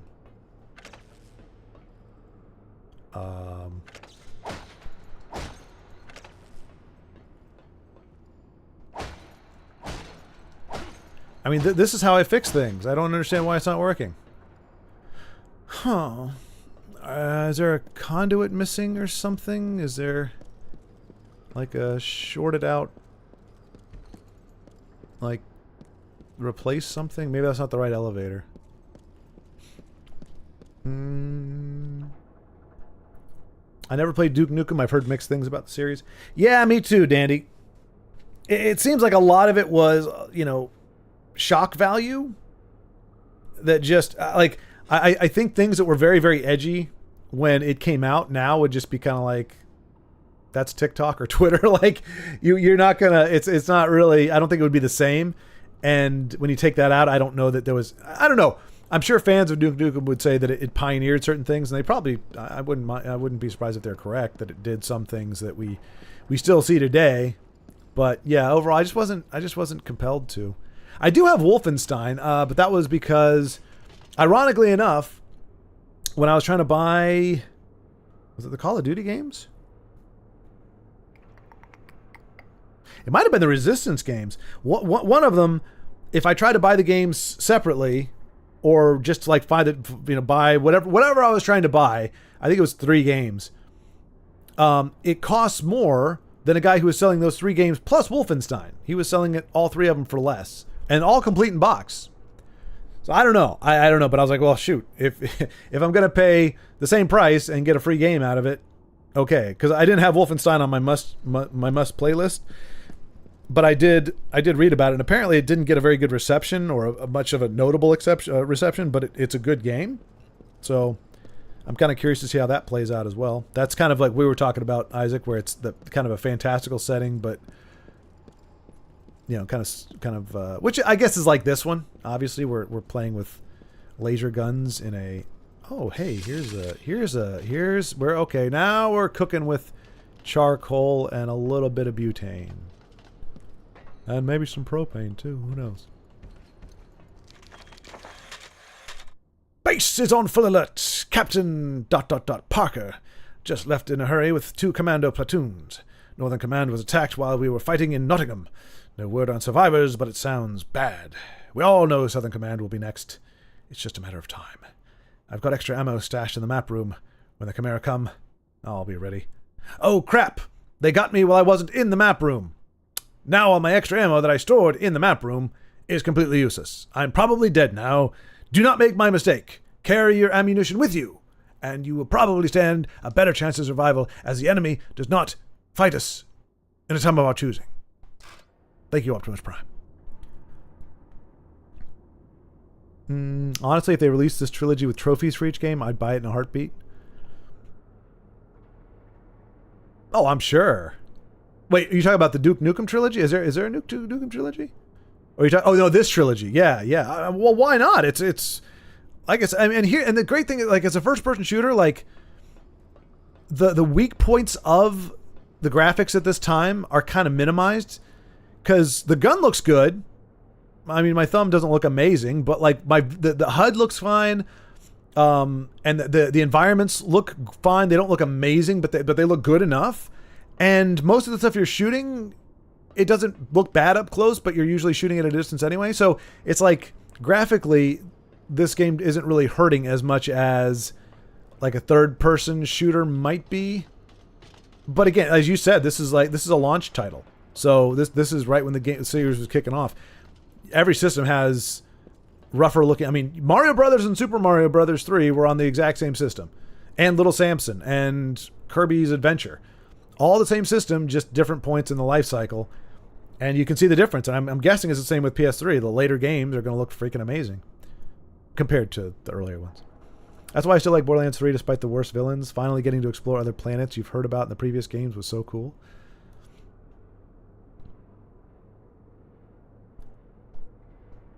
Yeah, now, and you said you haven't played 4 yet? From what I understand, it's like it doesn't. Well, maybe they changed it, but my understanding was it didn't even run well. Like you had to have, I think it crashed. Was it Conan? It wasn't on the Conan show, but like Conan was playing it like it was supposed to be like kind of a sponsor thing, and the game crashed, and they blamed him. Like, you crashed the game. He's like, what did I do? I wasn't doing anything. It's like, oh man, and they're joking about it, but it's like, boy, that's got to really suck. Your game crashes out on live TV. Oh man. But see, but I would say, kind of with 3, the little bit that I've seen of 3, and definitely 4, it seems to be going way different than the first 2 in terms of like, I mean, just how everything looks. It's a much, if nothing else, it's a much different presentation, if not like a completely different feel to the game. That's when I'm like, look, if I liked something as it was, I'm probably, not necessarily, but probably not going to love too many changes to it. Doesn't mean I won't consider it. But it's usually kind of a fine line. It's kind of like our planet, you know. If you were to turn us slightly, if you just mess with our rotation a little bit, you mess with the speed, you mess with anything really.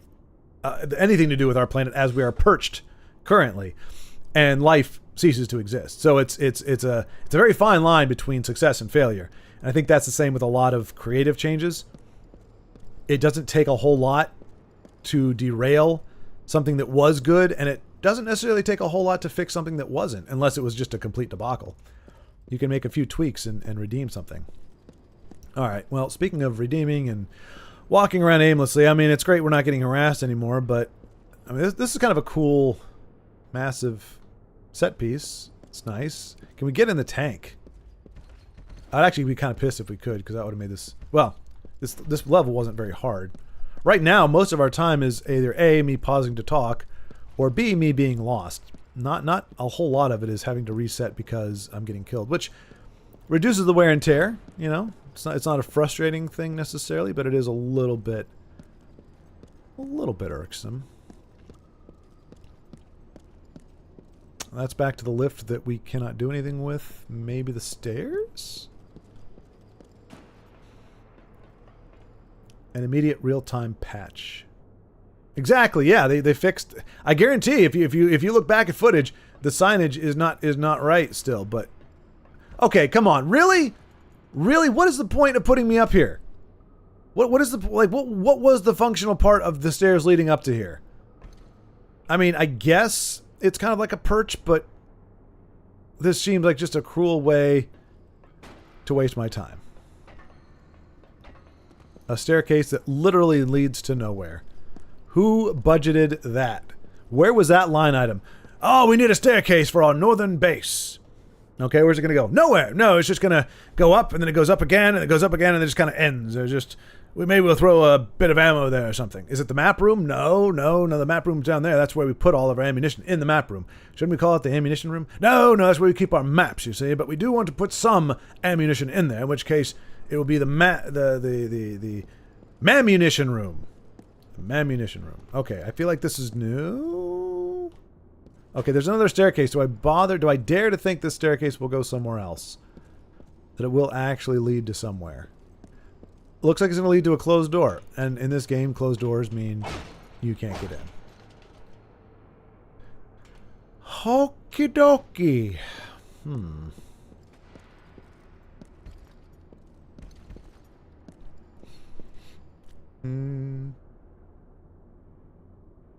It was fun trash as a kid. What was fun trash as a kid? Duke Nukem? Big Hein, are you referring to?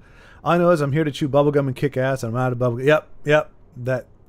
I mean, if that's where the phrase was coined, then kudos to that, because I've used that and heard variations of it over the years, and it's still pretty clever or funny or, you know, amusing. Depends on the context, I guess. I mean, I could go up here. I don't think there's going to be anything in here other than a hand.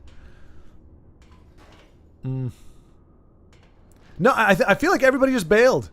And the game is just kind of like, what do we do? The guy did not go to the lift like we told him to. So we just... I'm really thinking we might have glitched here. Because I think that elevator should work.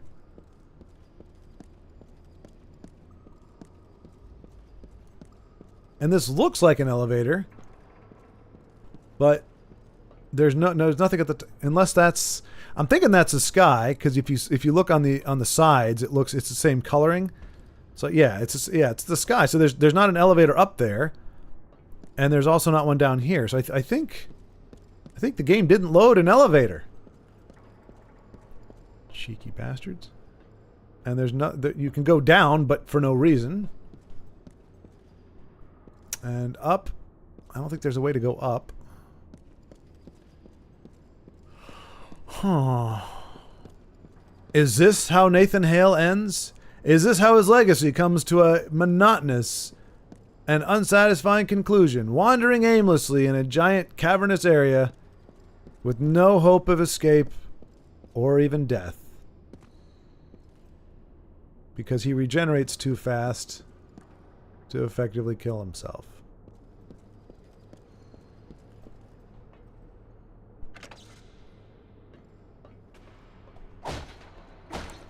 I mean, you simply cannot interact with this. This doesn't do anything. See, green would indicate go.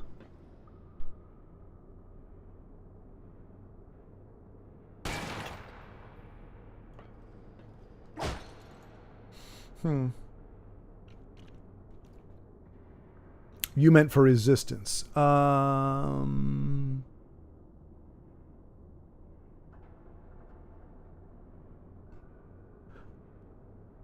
Though I think there is a Duke Nukem. Okay, yeah, I gotcha. There is a Duke Nukem trilogy. Yeah, I think there are at least 3 games. I played a good chunk of BL4. I never had any issues with the game, but the game turned into a huge open world like RPG, and I just kind of dropped off after fighting only one boss. Oh, geez. I tended to go back to BL4. I just got tired of BL because I had recently been playing BL1 and 3 before it. Yeah, that's what I mean. Even good games. I'm going to have to look that up. I don't know what level is this. Southern Command. Resistance. Southern Command. Can't leave. Elevator doesn't work.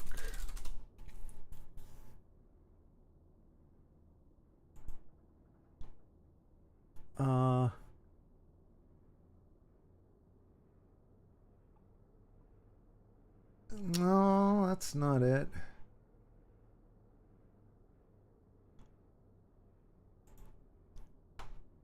Oh, there's an old school.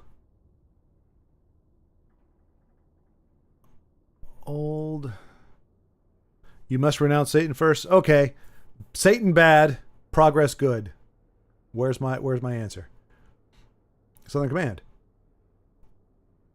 Okay. Okay, got those. All right. Evacuation. There we go. Get to the hangar. Get to the hangar. You'll start to level off in Southern Command. Gather up any ammo you need in the hallway so you start in and switch to the far eye. You kind of 3 skulls on the stairway, bottom of the stairs. Eliminate the Chimera attacking Parker's. Okay, that's where we are. Okay. Use the switch on the wall to open the lift doors. Enter the lift and use the second switch to ride it down.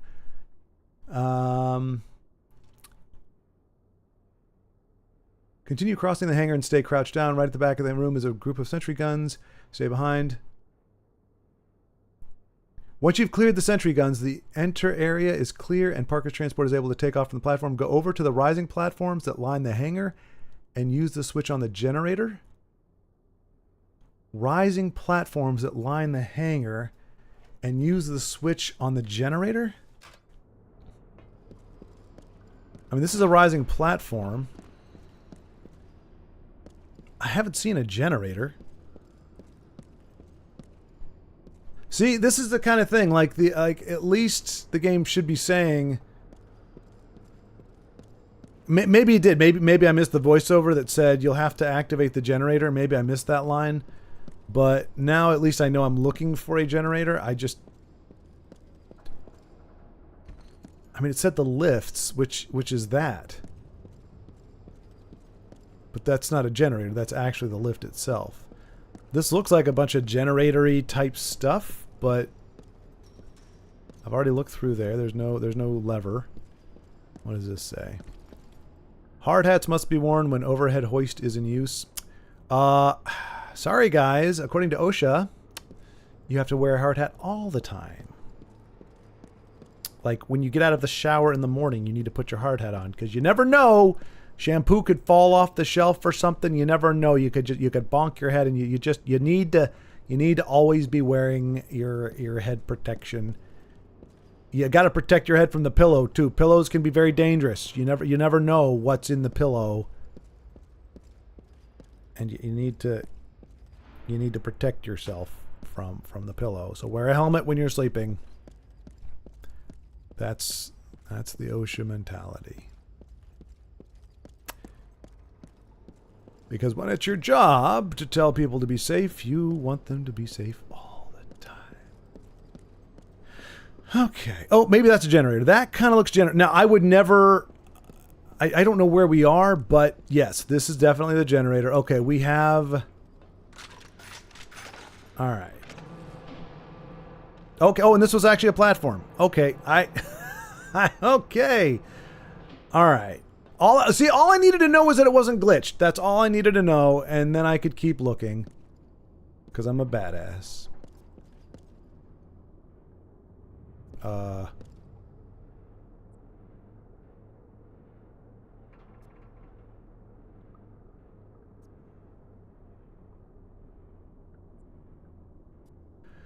Okay, it says go down the hallway to the right. I don't have a hallway.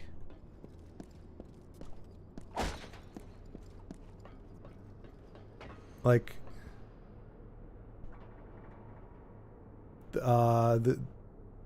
is there another one of these?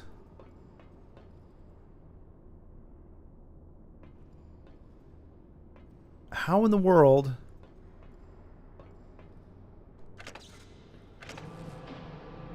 What the heck?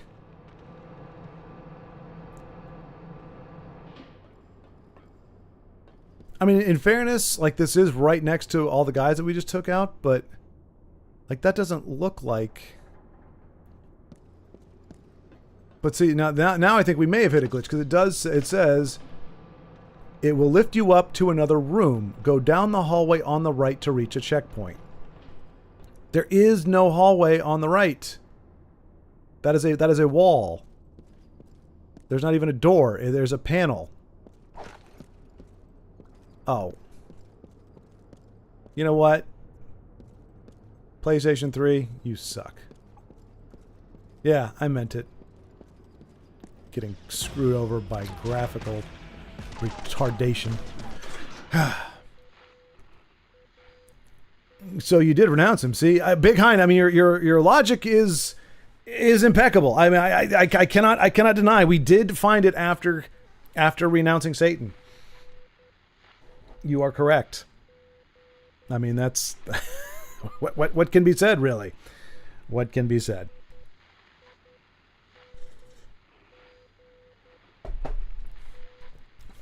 I'll have to renounce Satan more often.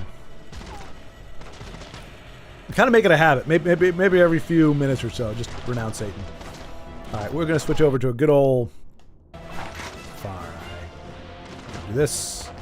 Step out. Boom.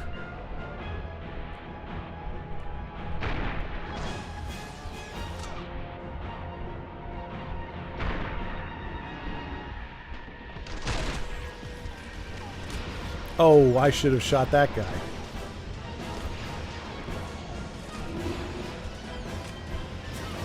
Oh, I'm out of breathing juice.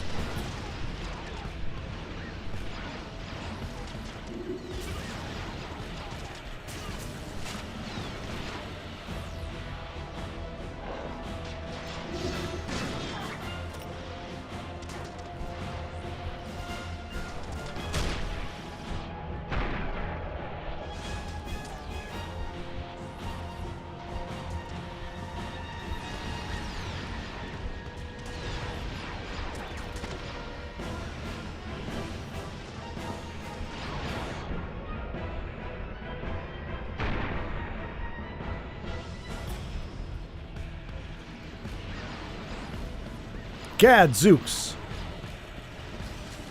Oh, there's a lot of them. Holy cow.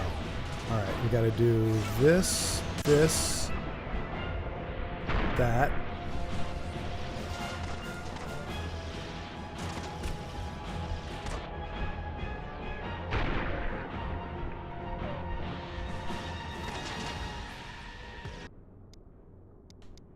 And for my coup de grace... Oh no, he's behind a barrier. He's behind the boxes. That's okay, I got him. Ha! Oh, look at me bunny hopping like a cotter.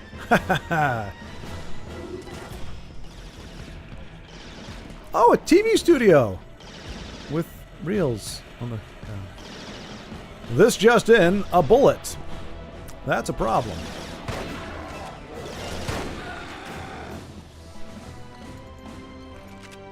Something bubble gum, and I'm all out of gum. What is it again? The line, I came here to kick ass and chew bubble gum, and I'm all out of gum. And the music stopped, which means I am safe.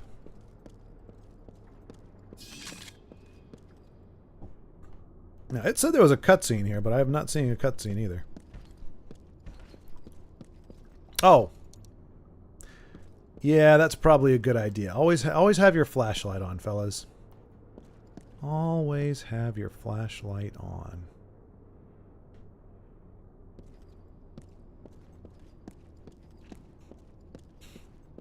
Okay, well, it's just, I mean... yes, the country's being screwed. We can color in the map. It's very nice, very keen. Right.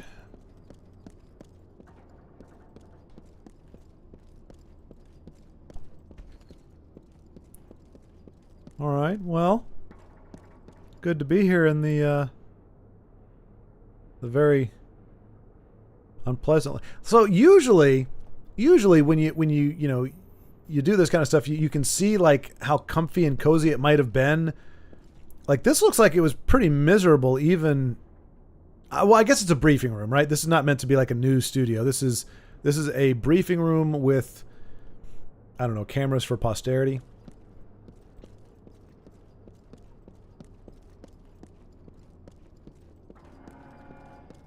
Ooh, red lights. That's scary. I can use my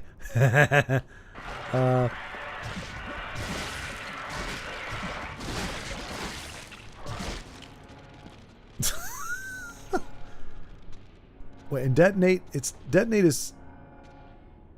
I don't know. You missed it, Big Hon. You missed me. Like, did you see this gun? Look at this. I thought like I snuck up on the bad guys earlier.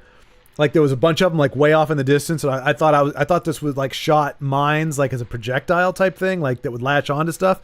So I get a nice angle of attack on it, and I shoot it up in the air. Or I think I'm going to shoot it up in the air, and then detonate it like when it hits them. And I like go boop, bloop. Oh, it's hilarious, but also tragic because it sucked. Personally, I still think you are a spawn of evil, the third servant burying his talents and not making use of what is given. Well, I mean, that's a very liberal interpretation. I don't even think, I mean, the guy got berated a bit. He said, did he say wicked servant? He might have said wicked servant. Or unfaithful servant. I don't think it was wicked. I think it was unfaithful in that case. Where he's like, you buried your talents. My problem, Big Hind, is that I don't have any talents. Or rather, the talents that I do have are in such mediocre quantity that they are not desirable. Like I told you, I applied, there was a job. I actually got recommended for a job. Somebody actually, they contacted the guy for a job.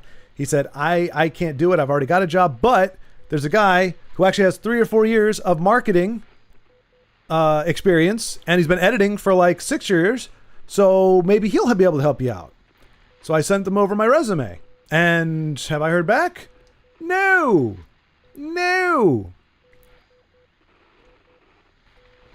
I remember I applied for a job in a warehouse. When I moved out to Colorado, I was desperate for a job. There was a warehouse listing. Qualified forklift operator. I was a certified forklift operator. I'd done it for 3 years. I applied for the job, didn't even get a phone call. And there was more than one position. And let's be honest, there's not a ton of just people out there with forklift experience, so I can't imagine that the pool was all that high. Yeah. So, I'm making the use of what I have right now, which is this setup and video games. While I am hoping to find a place to actually do my stuff. But like I said, they sold you a lie back when I was in college. The lie was they want people who are teachable, who can communicate, who are generally well educated and know enough things that they can learn things very quickly. They don't want you to go into the workforce with like, this is how you do something, and then they have to reteach you. They want you to be malleable and able to be adaptable to their different systems. So you want to have a general education, communication, business, that kind of thing. And then you're pretty much a chameleon. You can adapt to any professional environment, which is a lie. They want specialists. So you can be as communicative and generally amiable as a worker, but if you do not have a speciality, you will be passed over.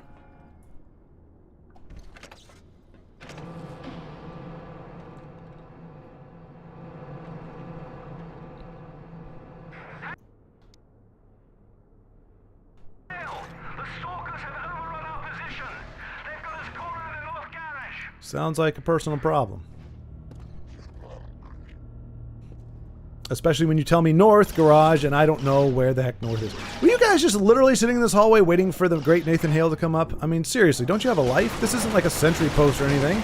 You seriously were just kind of hanging out behind a bunch of boxes, waiting for a badass to come by. And look what happened to you. Look what it did to you. That's what you get for spending your time doing nothing of importance, just waiting around for the hero to walk on by and shoot you in the face. Oh, this gives me... I remember when I worked security, we used to do... It was such a disillusionment thing, because when you hear... When somebody says penthouse, what do you think? You think elegant and wonderful and amazing housing accommodations and just really nice stuff. Mezzanine, maybe. You might think of a nice lofty area above it all, you know, that's well taken care of. This is what a penthouse looks like in a corporate building. It's hot. It's noisy. Like, these aren't running for some reason. But when I would do my tours, I would have to go up to the penthouse, and you were like on a catwalk, and you had the HVAC going and all this other stuff, dust in the air. It was pretty nasty. And it was very hot. And you'd have to go in and just make sure everything was chugging along fine. We had certain things we had to look for to make sure. What the? I'm talking right now. Goodness gracious. What the? Good gravy. There's no respect for monologuing these days. Oh, dear goodness. Hopefully they don't see my obnoxiously bright flashlight. Nope. Doesn't seem like it. Oh, I could use my goo gun. Goo gun. Sergeant Hale, watch your exit. The stalkers have infiltrated the base. The Ready things are murderous in close quarters. They're not going to come any closer, though, are they?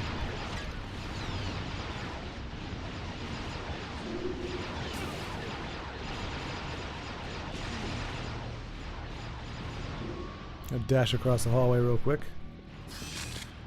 Take a bit of reading material here. Radio Free England. Broadcast Standards Guide. British Army Broadcast Standards Section 11.2. Do encourage listeners. Do use words like hope, victory, and freedom. You carry the hope of a better tomorrow. Our citizens are relying on you. Don't let them down.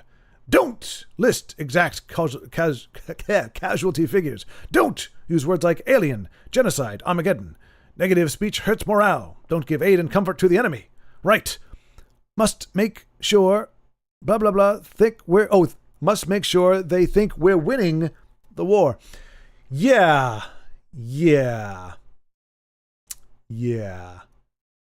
Nothing like lies with good intentions, right? That's the spirit.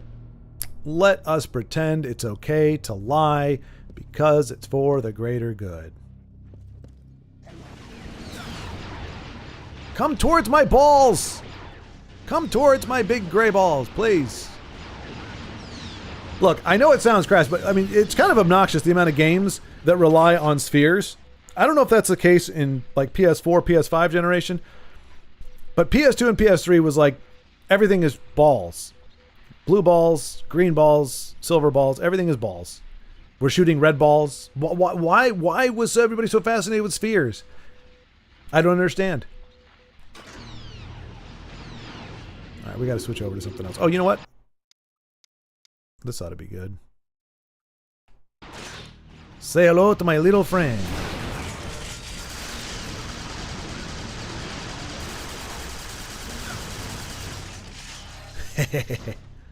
I like it. I love it.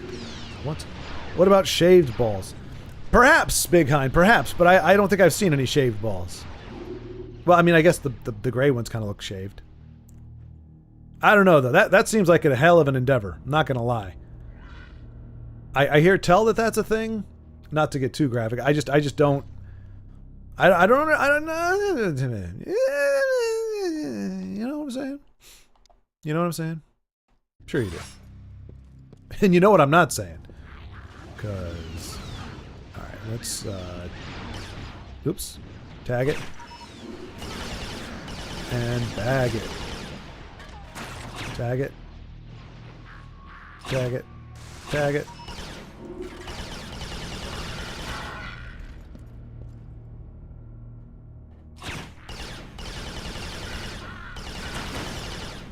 Oh, you got a hit on me. Congratulations. Now you're dead.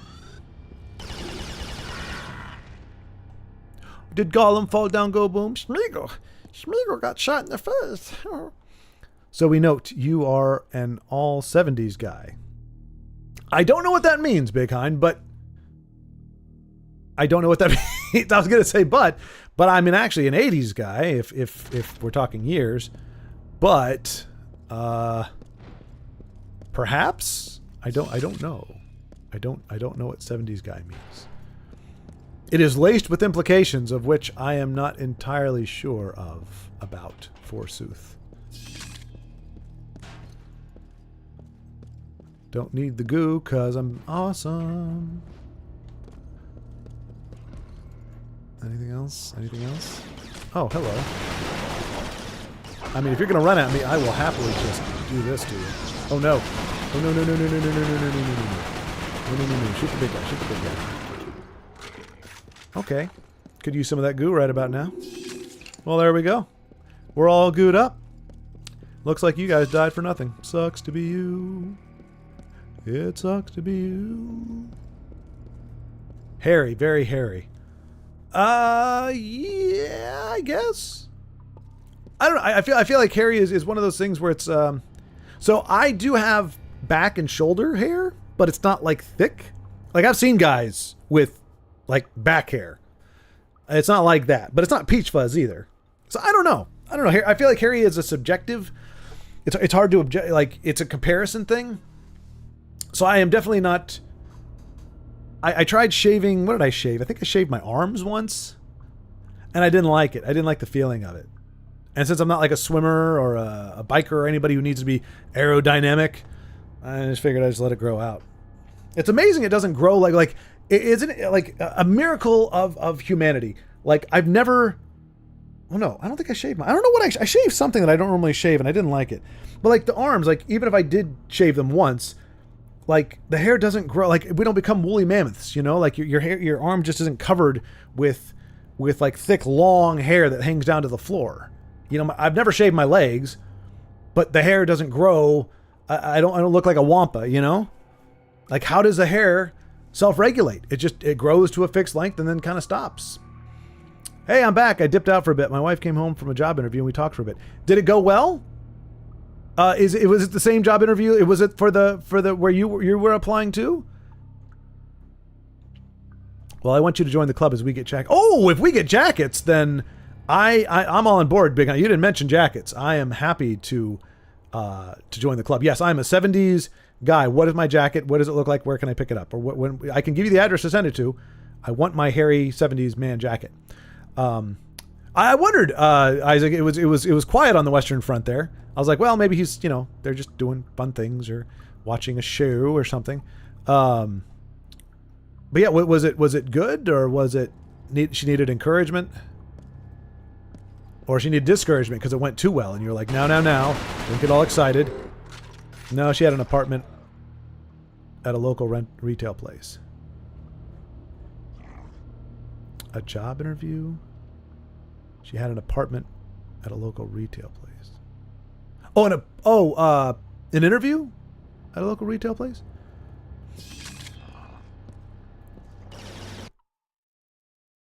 Yeah, I can slow you down with a carbine. You guys are kind of pathetic these days. Oh no, they got me. They actually whittled me down a little bit. I probably should have taken them a little more seriously. No, that's just silly.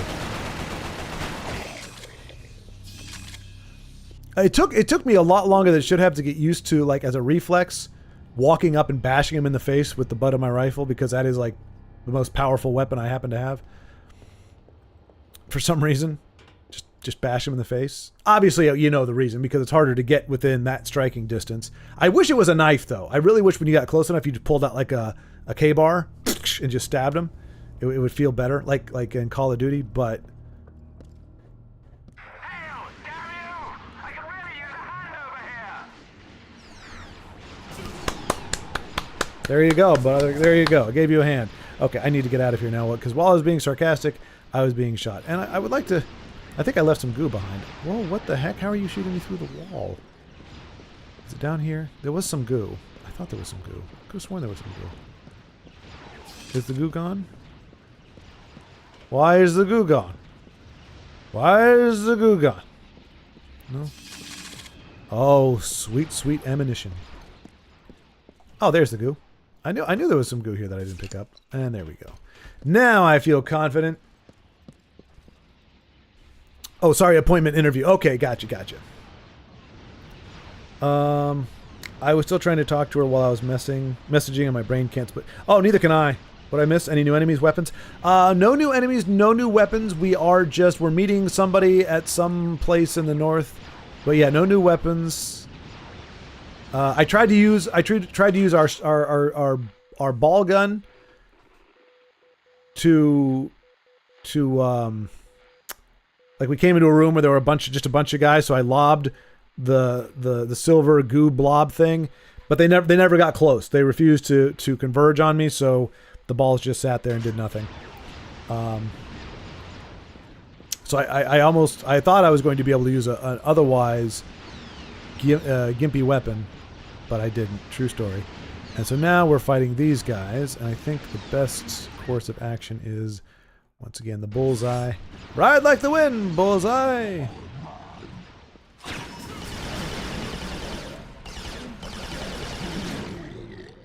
Down he goes! Like the sad sack he is. I love Goo Gone. It works so well. It really does! Sad goo balls are sad. Yeah. I mean, yeah, they're very inspiring. Now that I have a minute, the bubble gum, this is from a movie called They Live, which was way ahead of its time. Oh, no kidding. Okay. Hey, Carlos. Dynamite drop in there. Thank you. Okay. So did he at least put his spin on it, or is that literally the line from They Live and they were just quoting it, paraphrasing it?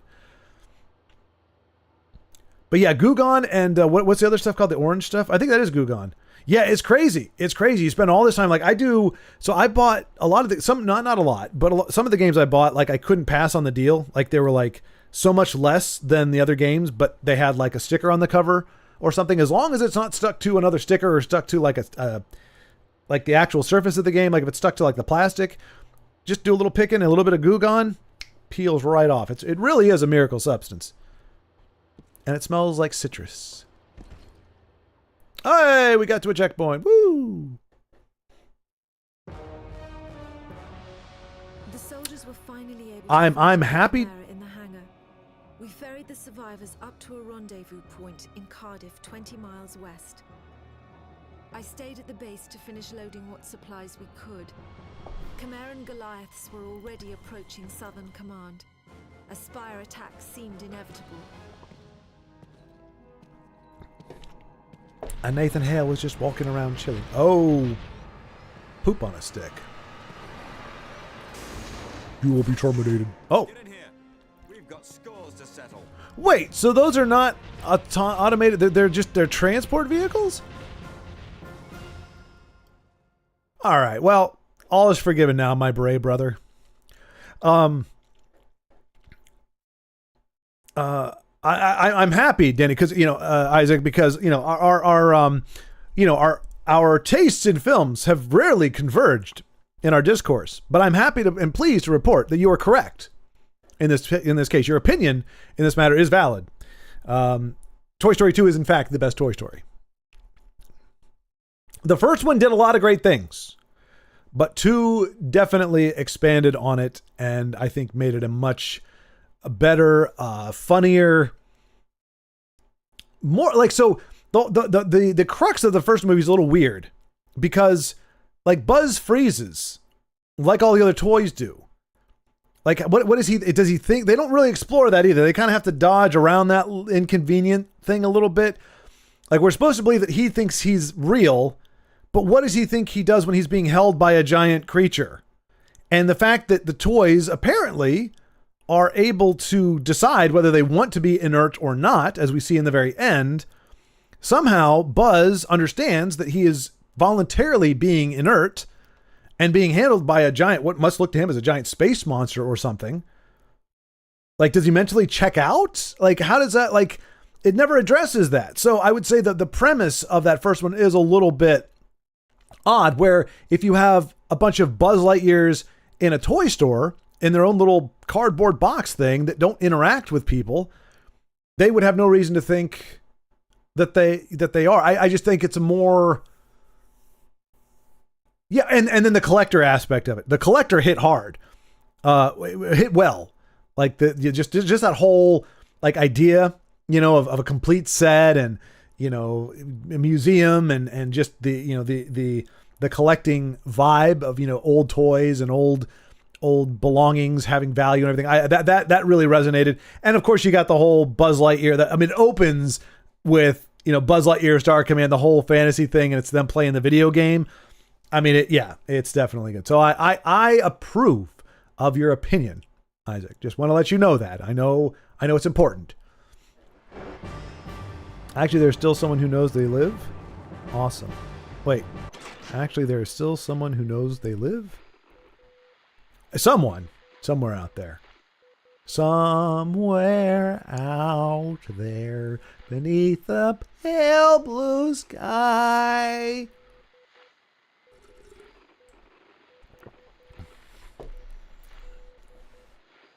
Now I gotta say, now that's where I would say, me personally, I think three got a little stumbly for me, just a little bit, but I feel like that closed out.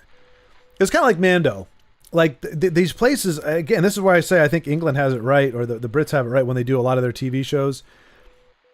You need to know when to stop. You need to know when to hold them, when to fold them. Movie and TV industry does not know when to fold them ever. They never fold them. Never, ever, ever, ever. In fact, the only times I've ever known them fold them is usually very popular shows that they just don't like for whatever reason, or they're too expensive for them to carry on. But I feel like Toy Story 3, that was kind of, the story was told. Like, you can tell more. Just because you can tell more doesn't mean you should tell more. Like Malcolm from Jurassic Park. They spent so much time wondering if they could. They never stopped to wonder if they should. And that's where I'm at. Like so Mando, like I didn't care. It could have been the best TV on television. For me, that story had a natural conclusion when they gave Grogu to Luke. That was the journey that we could have gotten, the mileage, the true mileage and heart that we'd been given. Now they could have done more with it if they'd spread it out a little bit, if they created more tendrils, if you will, but they kind of made it solely focused on this. So we got to that. That's the natural end of the story. That's all I was really interested in seeing. And same thing with Toy Story. Like once we got to 3, I was like, that's a great ending for the series. That's a good way. And then, but now it's like, well, but the IP still has a little bit of juice. So let's milk that teat. Let's milk that Toy Story teat. And I'm like, you just shouldn't have to milk it, which that analogy breaks down because you kind of do always have to milk it. Like, I don't, well, no. Well, you either got to suckle or you got to milk it, right? Why are we getting off of this topic? I don't know. I think it's weird. Oh, we get to control it now.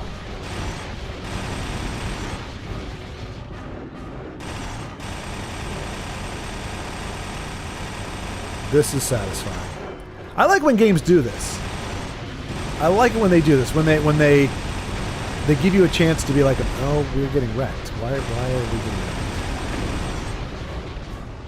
Come on, game. Does it recharge? Do we recharge our health? We probably don't, because it's not like super cool like we are.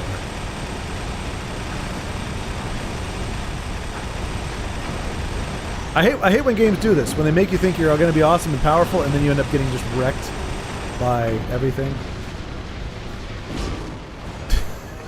Stupid game. I can't believe I have to drive all the way to work on a Saturday. All the way to work. That's a great pull. Like, that's verbatim, Danny. I'm impressed. Yeah. All the way to work. And he pulls across. The trunk's all loose and everything's right across from his apartment. He had a nice apartment, too. Not going to lie. I thought he would have like a scuzzier living thing, but he actually, that was a pretty swanky environment. Listen, I actually thought the Jurassic World movies were pretty decent-ish. Well, let me feign surprise. What? But the newest ones I just couldn't get behind. Okay, now that actually I'm surprised about. That I am actually surprised. I could not get behind the new ones. The D-Rex looked like it would have been required to wear a helmet on the bus. So it would look the windows. My wife and I quote every minor inconvenience. That's a good quote. It's a good quote for that. It definitely is good. All the way to work. Oh, gosh darn it. Why? They cannot respect my streamer thing. It's like they don't even care that I'm streaming. I'm trying to have a conversation.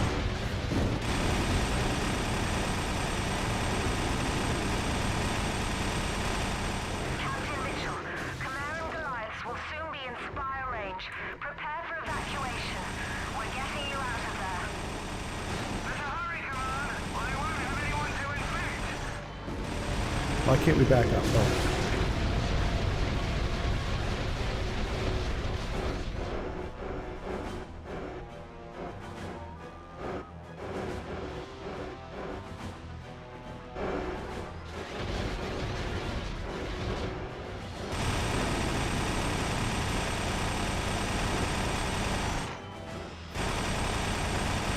So Carlos, are you moving now? Are you on the move, or are you still like Overmeet. That's the march of progress, lads. or are you in the we're moving slowly because it's the slinky effect, like they've cleared the accident but people are just kind of meandering forward? It's been a while. So I'm hoping that you've been on the move for a little while. We've got to take these things out.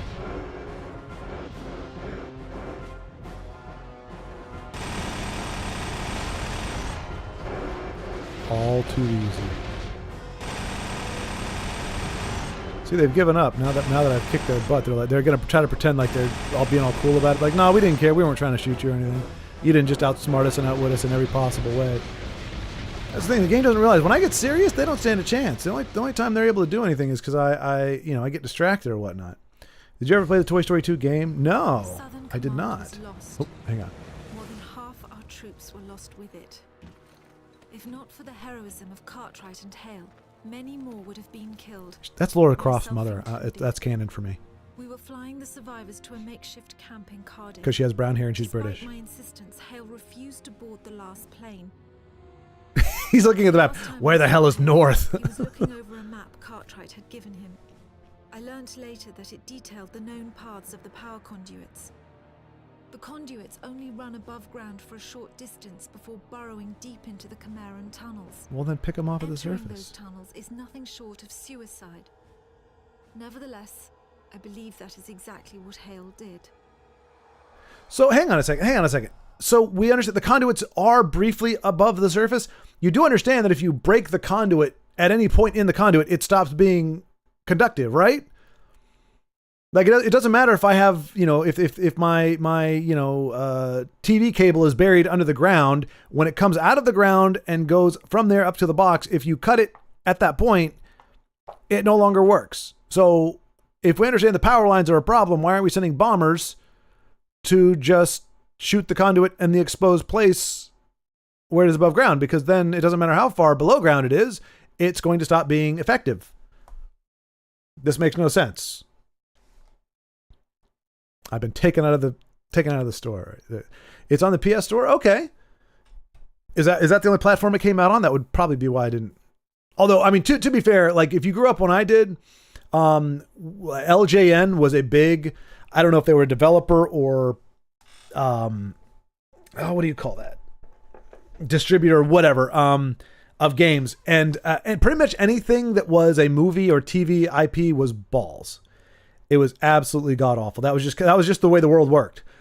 There were some exceptions. But usually if it was a movie or TV based game, it was horrible. So that's what I grew up with. So there's a stigma.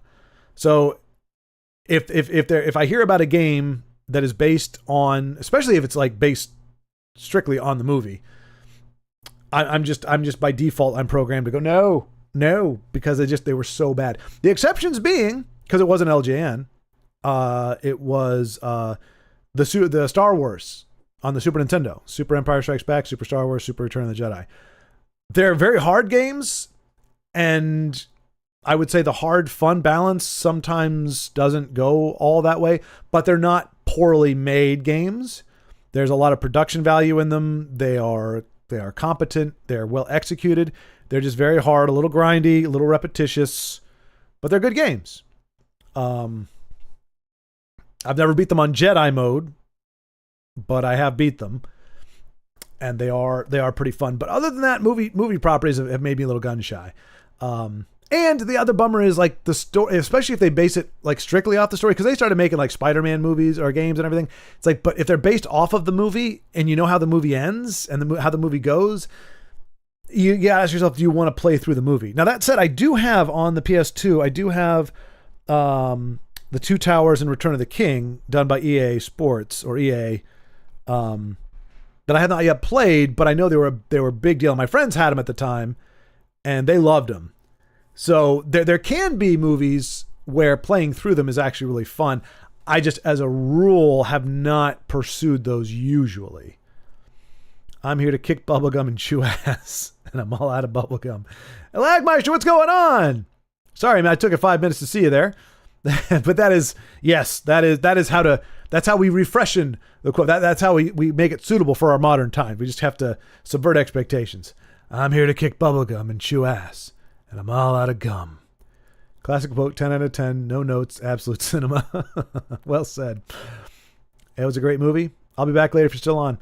All right, Lagmeister, sorry. I missed you, but let's see. What are we at? 2 hours and 21 minutes? You probably got another 40 minutes or so. We'll see. We'll see. It released on PS1 but sorry I missed you there, Lagmeister. Thanks for popping in. PS1 and PC, not sure what else. So it's emulated version on PS3. It's also on PS4, PS5 with trophies. And the game loosely follows the movie, but I think they did a decent job. Okay. Cool deal. Well, it's good to know. It's good to know because, like I said, a lot of times again, I can't speak to the modern era. I can just say up through at least Super Nintendo. I would say probably the N64. Movie entertainment based stuff was. Oh, I'm gonna shoot him while he's carrying the ball. This is a nice change of pace, and look, there's actually more color right now. Like the browns are actually just like this is the most color I think we've seen. Like you got this bright yellow thing over here. The browns are actually kind of saturated. I think it's because the lights are like yellow halogen bulbs or something, and so it's lit with a little more color, but. I mean, these guys actually have kind of a skin tone. They don't just look gray. Oh. I wanted the ball to blow up.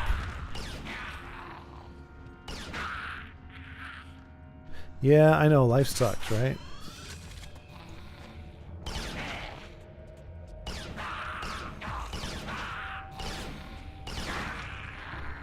Look, I am taking you seriously. I'm just conserving ammo.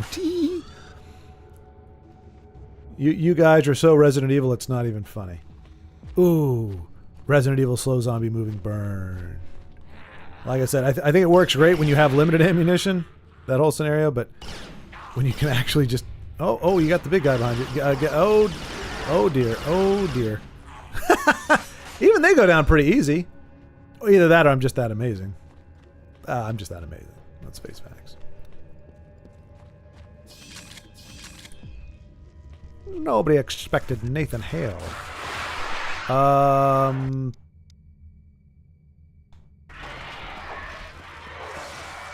Nope, that's not what I want to do.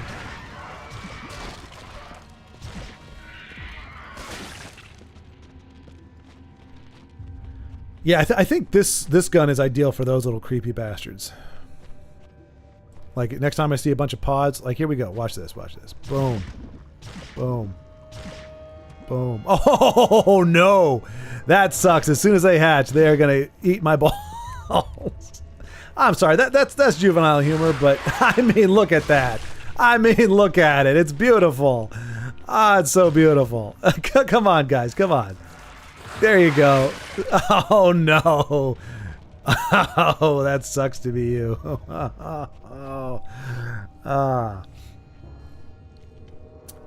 I'm here to kick ass, and I'm all out of kick ass. But I've got onion balls. Those definitely look like onion balls. Why are they throbbing? Why is that? That's kind of creepy. Gray Jacks aren't tough. They're just fast and hit kind of hard. They're just lanky old hybrids. I found great use. Yeah, this is perfect. I don't have to waste like a crap ton of ammo on those little guys anymore. I just shoot my little onion balls at him and we're good to go. Oh, oh my gosh. Oh, this is gonna be heaven.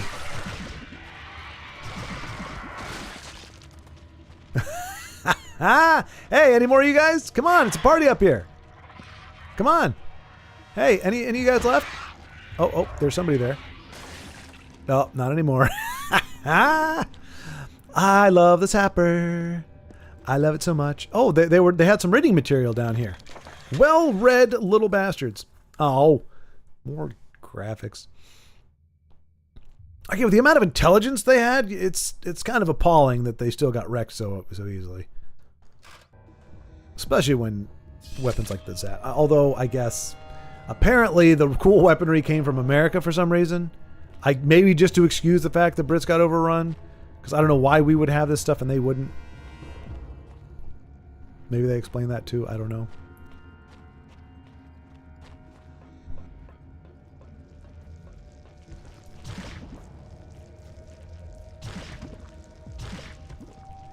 Come on out, little fellas.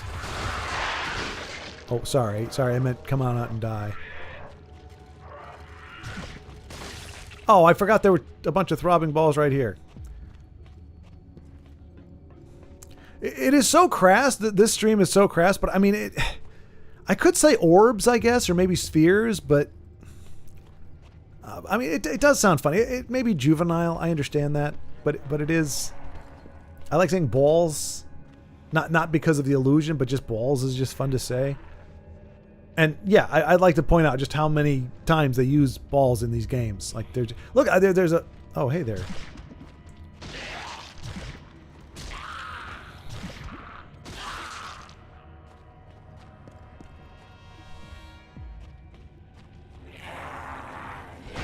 Oh, I was like, there's one right nearby, isn't there?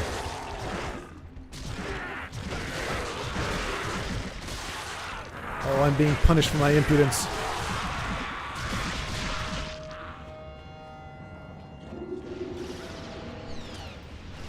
Oh, this is not going well. Oh my gosh! Oh my gosh! This is not going well.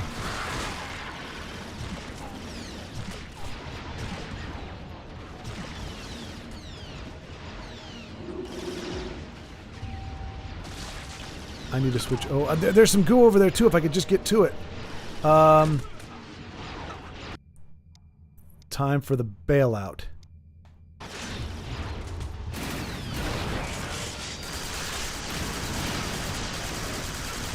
Okay, I'm stuck. Darn stalactites. Yeah. And that giant gun. I will never get over how big that gun is. Good gravy. Nah, balls is accurate. I know, right, Danny? That's the thing. I'm not doing it to be crass. I'm just keeping it real. Oh, I got to do all this all over again, man. That's all right. Did you just throw that at me? Did you just throw the ball at me? He threw the ball at me. You ball throwing bastard. Don't get uppity. Know your place. It's on the ground.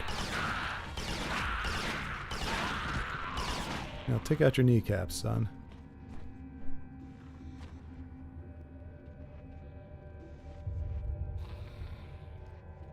Oh, what am I doing?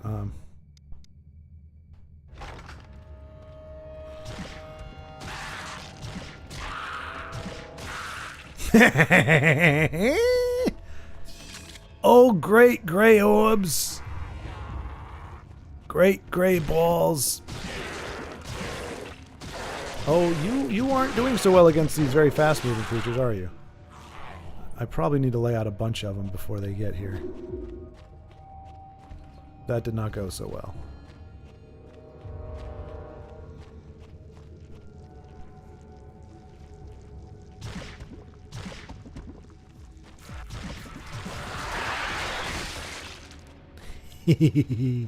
Okay, I don't mind having to play through this part again. This is actually kind of fun.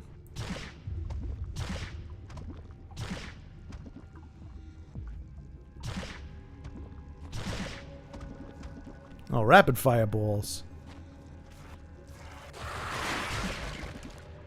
Oh, did you guys come out of your home? I didn't even notice because you're dead.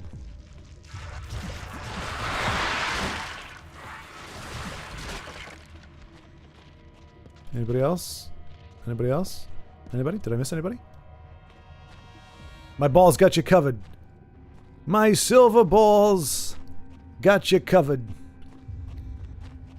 Oh, right, I forgot. They do... that's what I need to be using, the grenade. Okay. So, share. We got rushed down when we got in here, I think, right? Oh, no. We're building snowmen. Oh, you're going to come at me? Oh, no, please. Please don't come at me. Oh, no, I'm so scared. Oh, no. Oh. Oh, no, please. Oh, help me. Oh, gosh. That's right. Because you know in their heads they're just like, oh, we got this guy. We got him. He's so scared. He doesn't even have a weapon equipped. What is that thing? Some super soaker thing? What is he going to do? What is he going to do, huh? Oh, look, silver balls. What could they... Oh, no. All right. So first we're going to fortify our position.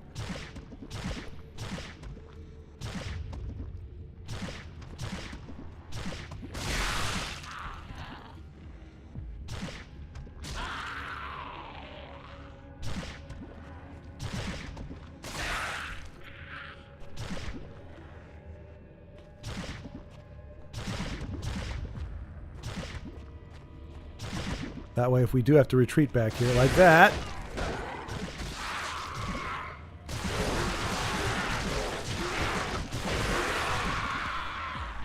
Alright, I still somehow forgot about those guys, but now is when I need to shift into other weapon mode.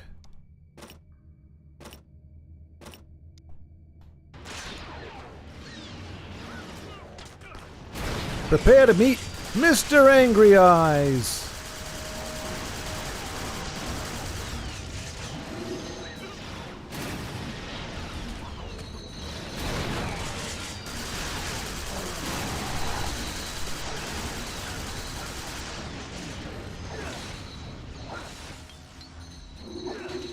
Oh dear. I think they learned their lesson. Don't mess with the baddest boy in town.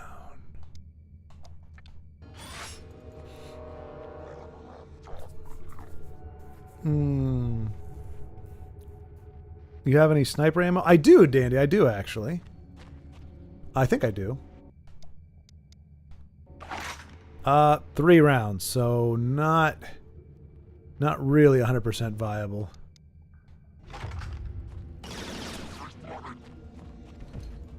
I mean, definitely better than just getting straight up shot. So, but we're gonna. I think we'll be all right with our carbine here. If I can just not get tripped up by stupid rocks. Oh, you tried your little mind tricks on me? Mind tricks, get it? Like the Force. Mind tricks. Anybody else up here?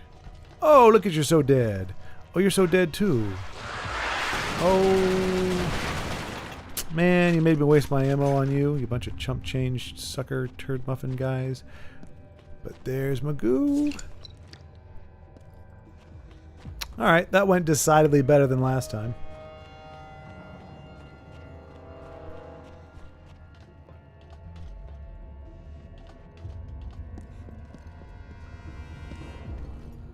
Must be very careful. They seem to be able to spot us as soon as we walk in the area. Thank you for proving me right. There's no possible way you should have known. I know you guys are using cheat codes. You're seeing through walls, a bunch of losers.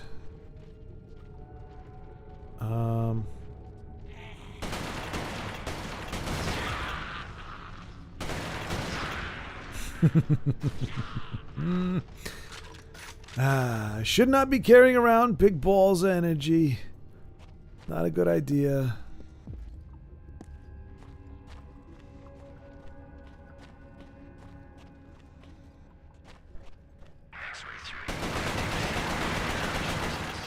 Confirmation of Grayskin's regenerative abilities. 1. Next 5 needs all available intel for target recovery. X-ray. Aerial surveillance has tracked Grayskin into tunnel network. Am I Grayskin? Are they talking? Or is that our people? I don't have the volume up loud enough to be able...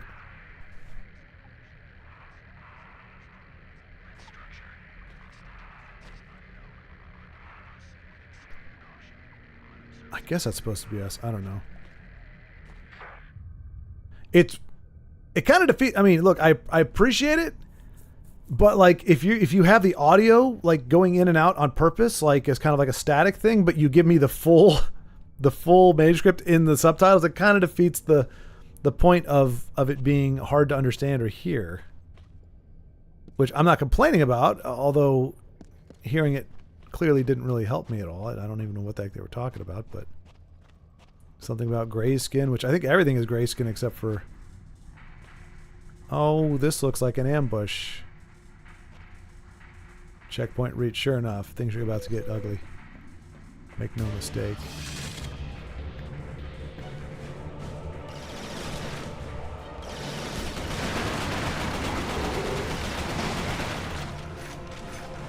Who wants some? Okay, hang on.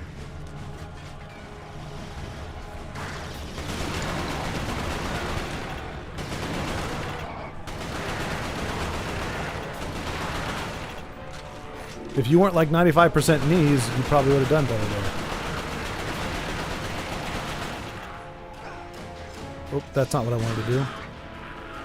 At all.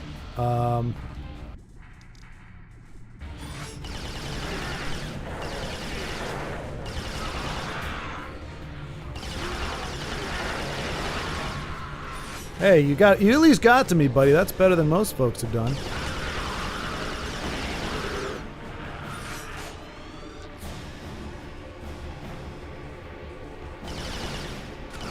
Is this all you can conjure, Saruman?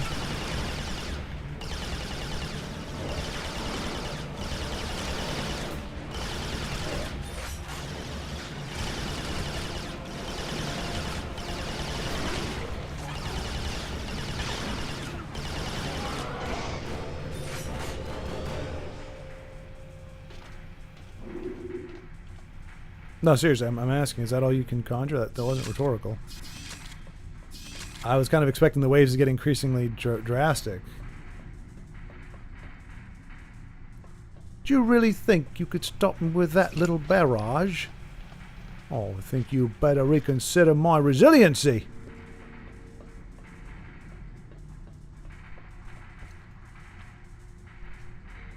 Those were some massive combustible balls. They were. They didn't look healthy either, Isaac, I gotta say. They were some very unhealthy looking combustible balls. And those guys are human. When you hear those kinds of transmissions, there's usually a human body somewhere dressed all in black. What could it mean? Oh. Saruman the Stinky. Well, what did they call him in the book? Oh, yeah, they gave him a name. It was like Slinky or Stinky or something. Like, he didn't die in the book. He went on to, like, try to dominate the hobbits, and then he got... Okay. Oh! They can fly now? Oh, I really should have used my stuff. I really should have used my stuff. Oh, stop it. Nobody's scared of you. You did take one of my little pips, though, so I'm not terribly happy.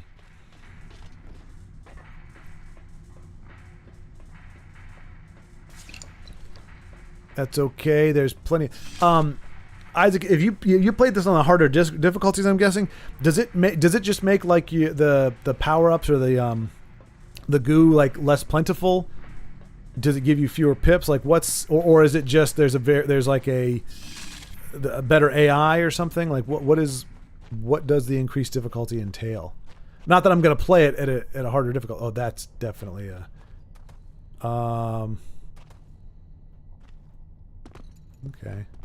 Game is telling me this is where I need to go. Doesn't feel very pleasant. Switching over to gray balls.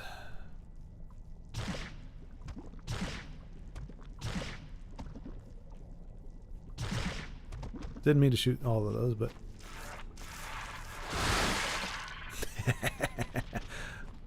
welcome to Earth.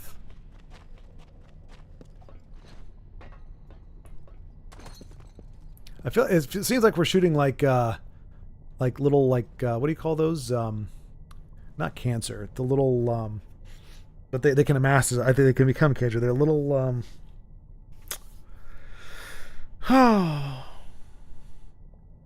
I can't remember the word for them now. Like we're going through a colon, just like cutting off a bunch of polyps. That's what they're called, I think. We're culling the polyps.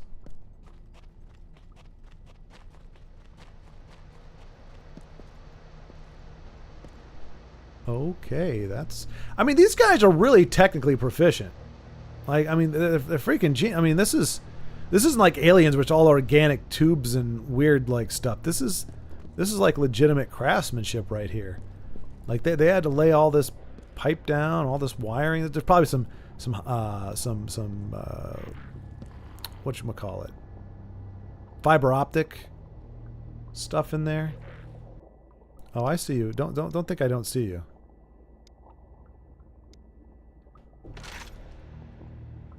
I also see that I'm out of ammunition.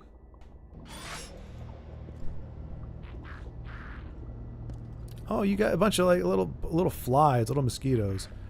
Let's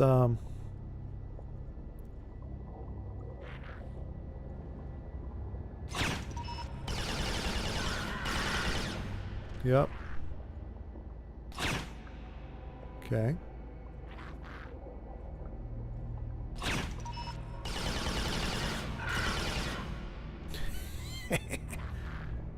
Takes away their advantage when you can track them like this. Doggone it. No. You shifty little bastard. Alright, well...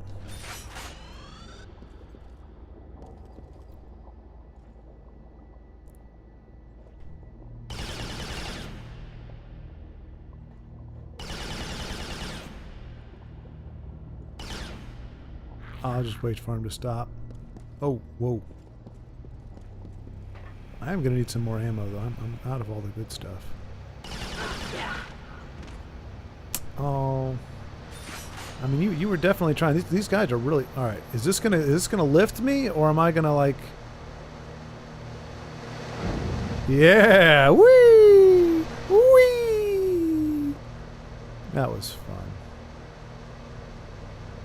Can you take me higher? Okay. Whew. Thought it was gonna drop me to my death there. Kind of got that. Am I going the wrong way? I think I'm actually going down, right? Tumors. Yeah, there you go. Tumors. Less goo and ammo drops, and enemies are stupid accurate and also deal so much damage. Oh, that sounds horrendous. Because they're already pretty savvy. It's not like they're dumb. Like my complaint or my critique of the enemy forces would not be there's. I mean, you get a few of them that will just charge right into the butt of your gun, but even then, if you're not fast enough, they can kill you that way. So they're already pretty formidable. I don't know that I'd want to have to play them with upgrades like that. That would be kind of a... Like, I feel like this difficulty is in the sweet spot. Like, I don't feel like I'm breezing through this game, but I also don't feel like I'm like languishing. Except for when we get lost. Kind of like we are now. Like, there's a lot of places to go, people to see. Okay. Whoa. Where was... I just had said it looks like we're supposed to go down. Is that the down? Where's the down? There. Oh, that hurt? Whatever. Oh, we got a lot of ammunition there. I don't know why. I don't know why down here we would get a bunch. Unless I'm going backwards? Because it seems like we're coming down the whole time. And now, oh, maybe I can't... Yeah, maybe this is where we came in at. I dangled my participle. I apologize. All these balls and dangling participles make it very hard to watch. Yeah, I don't think we're supposed to go this way. I think this is the way we came. It's hard to tell. It's kind of all brown and ugly. Yeah, we came this way and we went here. We used a bunch of ammo to pick them off the walls. Yeah, we came this way, exactly. Yes. So maybe those vents are just distractions because... No, this doesn't seem to be leading anywhere, but it kind of has to be. Nope, it's leading to a dead end. There's another dead end. I got a trophy for beating Resistance 2 on the hardest difficulty, and it was insane. Oh, jeez. You know, for a fellow who hasn't lived all that long, you sure have a lot of accomplishments and trophies. You are well decorated. Well done, says I.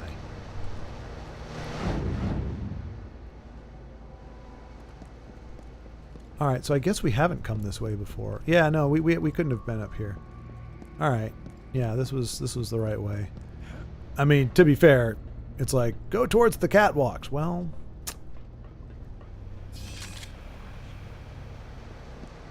no. I hear you. I hear you.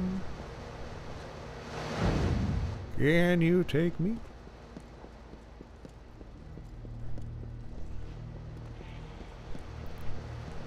Are they on the walls?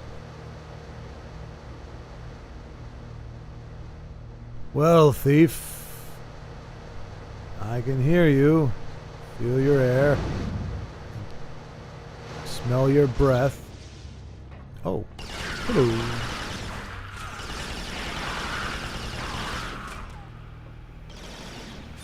Alright, we're just going to hang here for a second.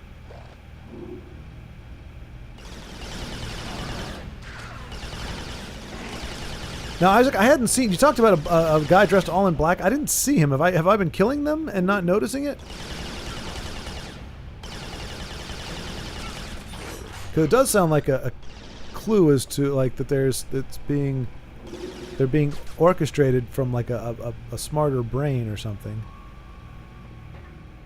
But I have yet to see. Oh, we're in a minefield right now. Luckily, they don't know how to capitalize on it. It's weird how they have to, almost as if they're excavating instead of constructing. Ooh. Almost as they're excavating instead of constructing. So I'm trying to remember what we're supposed to believe. We're supposed to believe that they, like, did we get a point of origin when they were going through the intro? I may have missed this. I know that it said they started in Russia, and everybody thought it was like some kind of Russian thing, but they come to find out no, they were like that was just like ground zero for their attack.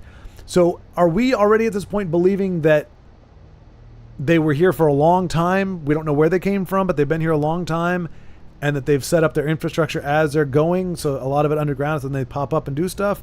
I'm trying to figure out what we're supposed to know at this time versus like what we're going to be finding out. But I mean, obviously this is sprawling. You don't build this kind of stuff in a year. Like this would have had to have been here for decades. No, you don't kill them. They're human. But they're always dead when you find them, like some kind of black ops unit. Oh, okay.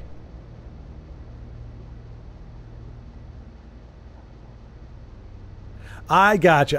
Yeah, it is like they're the ones with the. You're talking about the ones with this top secret info or whatever. So maybe they are aligned with some nefarious human forces who have been enabling this the whole time. But I mean, there's no possible way. I mean, you would know the constructions go. They would have to be coming from the center of the earth, right? Like, so all this was already here? That's a big question throughout the series, and you get more info as you continue through the game. Oh, so they're not even going to answer it in this game. But is it satisfactory, or is it kind of the mystery box where, like, none of the... I mean, look at this. Like, okay, what is the time scale that it's supposed to be happening in? Like, if it's anything less than 10 years or 20 years, there's no possible way they just invaded and then just started building with no cranes, no trains, no automobile. Like, they just landed somewhere and just started putting stuff together. I mean, this is crazy. I mean, it's beautiful. It's wonderful and terrifying, and I mean, not terrifying, but like it's cool and it's creepy and it's kind of like, I mean, but this whole thing, I don't know why, but this speaks to me. This is a piece of art right here. Like, I like this. This is cool. But I mean, it does speak to just a scale. Like whatever the heck these things are hooked up to. I mean, that's the major conduit right there. That's the major stuff. And there's no possible way they were doing this, especially with the dumbasses, like the guys that are moving at like a snail's pace, like, oh, just carrying my ball. Like, there's no way in heck they built all this. And I haven't seen anybody working on the conduit. They've all just been carrying little balls of energy that blow up when you shoot them. So, like, there must be so much more to what is going on. I mean, this is so expansive and huge.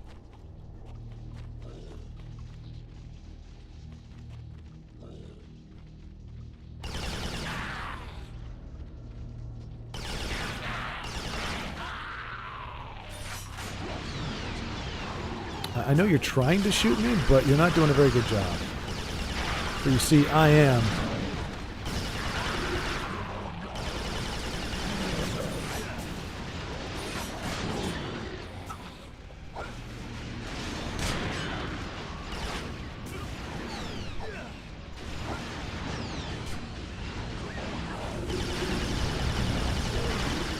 I don't know how you survived all those grenades, but ultimately, you're dead for a ducat. It's satisfactory to me, but also confusing. Again, Insomniac is good at world building. The way you qualified that, Isaac, makes me think that perhaps I might not find it as equally satisfying. Like, it wasn't a definitive thing. Oh, no. Like, you weren't like, oh, it's absolutely satisfying. Yeah, no, it totally makes sense and it's going to blow your mind. Like, it just seems like something I should be shooting, right? Surely no harm could come of that. But you qualified, you couched it a little bit. So that were I to address it with you afterwards, you could say, well, you know, from a certain point of view. You know, that's the kind of vibe I'm getting. It makes me a little nervous. Luckily, I mean, the story, I care about the story. I do like the story. The story is important. But in this particular case, since I'm enjoying the gameplay so much, unless the story derails, and I'm just like, what the heck? Come on, guys, really? Like, it would have to be obnoxious. Or the dialogue would have to get really bad for me to go, okay, because the gameplay, it's kind of like a quarterback of a Super Bowl winning team. A lot of the time, not all the time, but a lot of the times teams say, hey, we just need a quarterback, because not every team can have an all-star quarterback, like a Joe Montana, Tom Brady, whatever. So for all the other teams that don't have an ace quarterback, the whole thing is a quarterback that doesn't turn the ball over and lets the defense win. Like, that's kind of what you need. So for me, a game like this, when you have mechanics like this and the gameplay is fun and everything, you don't need a story or dialogue that's going to blow my socks off. You just need to make sure it doesn't make me go, oh gosh. Because then it's like I'm terrified of making any progress because I'm sure I'm going to hear something stupid or inane, or it's like, what am I fighting for? If anybody's ever played Mega Man, I think it's X4 that's in there. Like some of the worst voice acting ever in a video game. Dr. Wowie, Mega Man, we must take down Dr. Wowie. Oh! What am I fighting for? I'm paraphrasing because it doesn't deserve a full treatment there.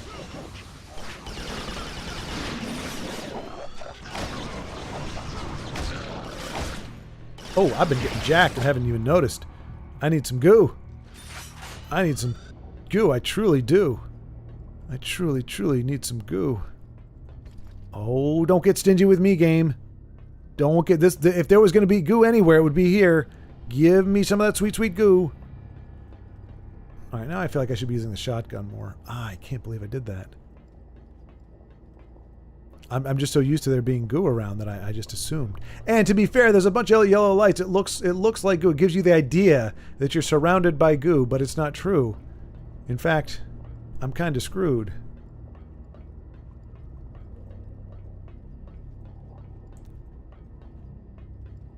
Goo. Goo. Where are you, goo? Yes! Good, we got to a thing. Okay. Yeah.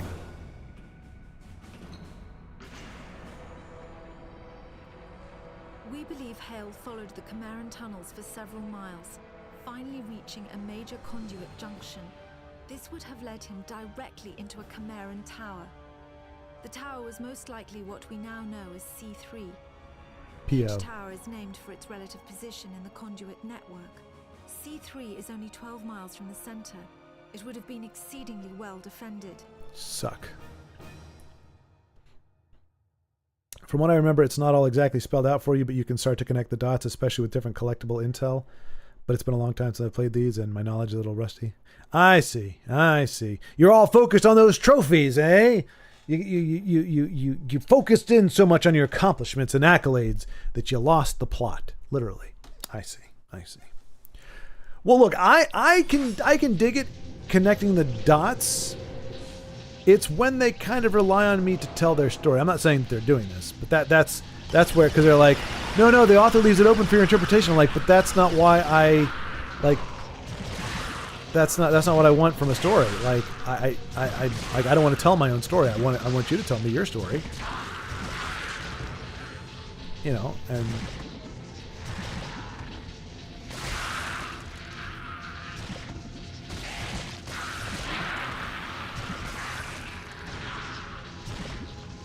I mean, I don't know who came with it. I mean, like, look, it's doing good work here, but it is such a weird little turd of a gun. Oh, hey, there we go. We got a Lark. GO-209 Lark, light anti-armor rocket, was originally designed for use against Russian armor divisions. Since the Chimeran invasion has been successful against the Stalker and other heavy vehicles. Once fired, Lark rockets are capable of user-guided maneuverability. Holding R2 will slow down the rocket, allowing it to be reoriented in flight. Oh, okay. Aiming the reticle, I was about to say rectile.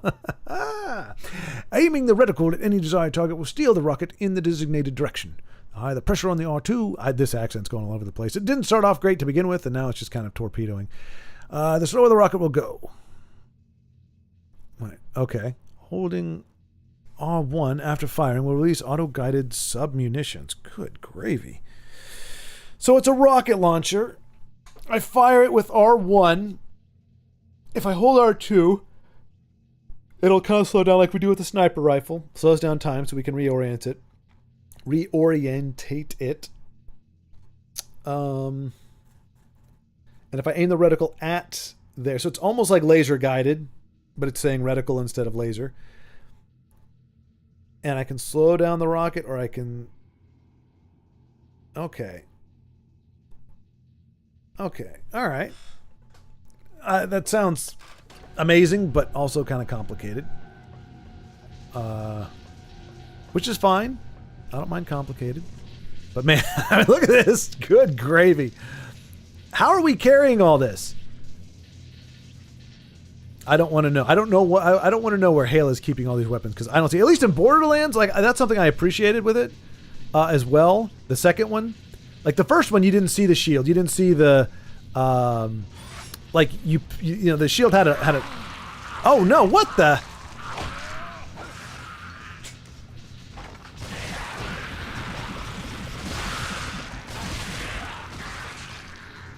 Good gravy.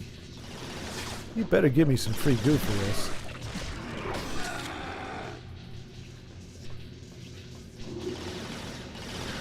You know, I keep getting shotgun ammo, so when in Rome.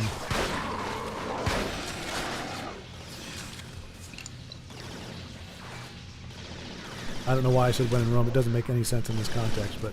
No! They got my pip down. Oh, jeez, they're coming out of all the crevasses like a bunch of nasty insectoids.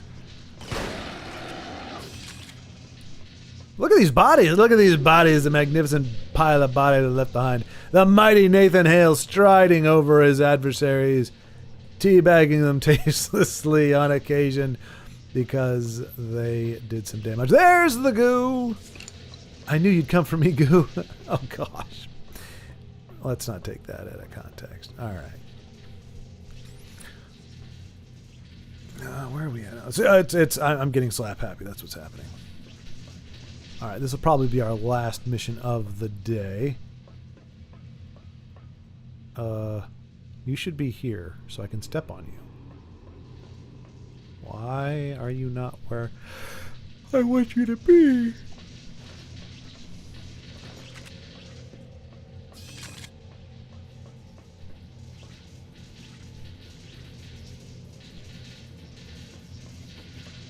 See, now I have even fewer objectives than I did before. Oh, there we go. Push the button.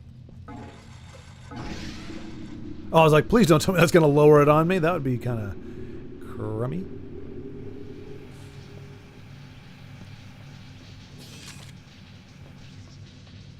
Oh, look. Oh, they're not balls. Never mind.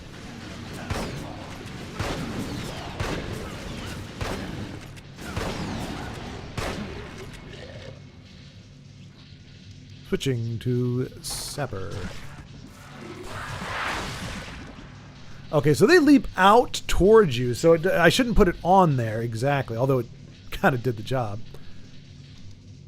How are we doing with our carbine ammo? We got some. We got some. Oh, nope, we're going back to the Sapper, though, because this is what it was made for.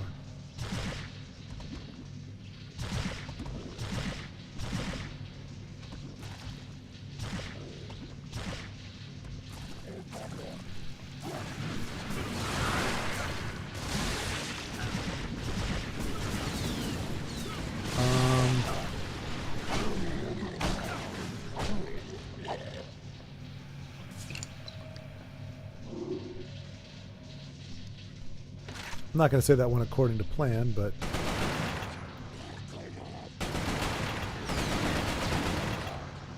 come on, you got one of the most powerful guns in the game. You can't even hit me with it. Not surprised. Oh, even more. Sapper.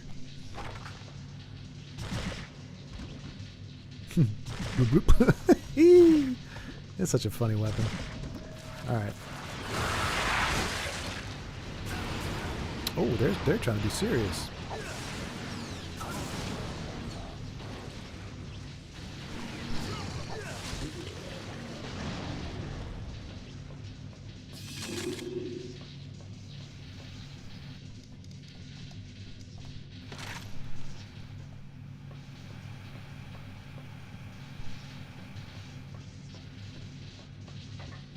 No goo for the weary?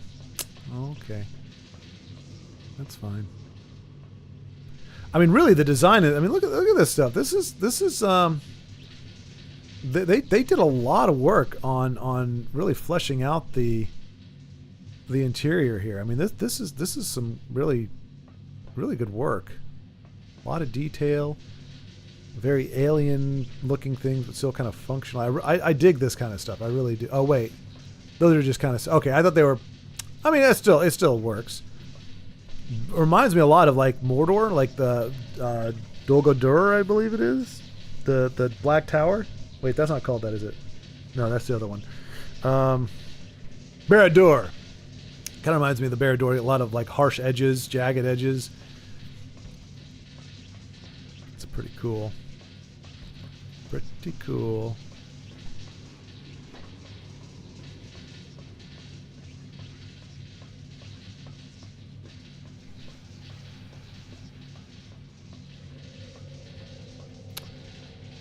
Alright, well, I guess getting my goo makes it worth it, but this is not what I wanted to do.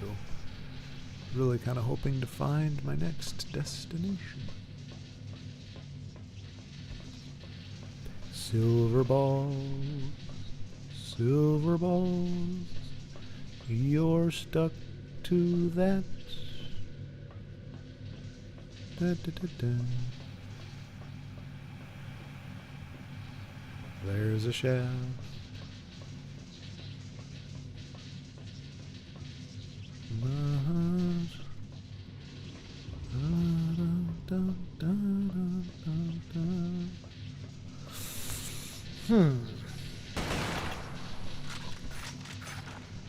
Open this door. Open this door. All right. Aha! Never know where you're going to find a crevasse to slip through. Oh my gosh, we got so much sapper.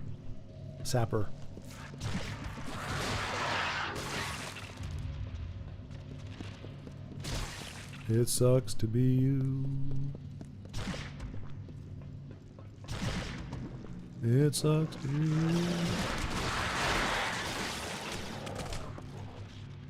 Oh, look, he's running away. He's like, oh no! He totally killed all my little dudes. He's so badass. Can we stop him?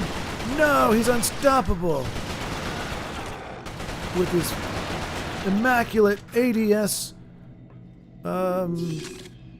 ness and his fortitude and ability to play, he's sure making this a grim day.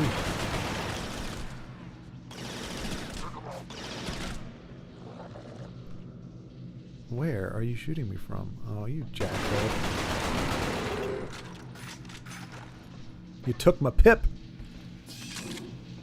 You son of a dip.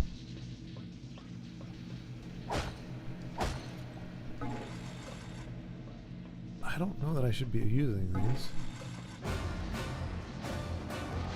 Yep, that music tells me I did a bad thing. It's coming for me. Oh, so now this seems like it would be a good time to use my nifty new weapon, but I don't feel comfortable stopping. Oh, jeez. Oh, jeez. Okay, we picked up some goo along the way. That's good.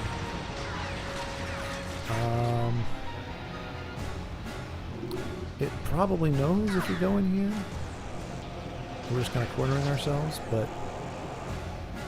Alright, I'm going to try using the new hotness here. Where is it? There it is. Fire R1 to fire rocket, squeeze R2 to stop the rocket. Wait, what?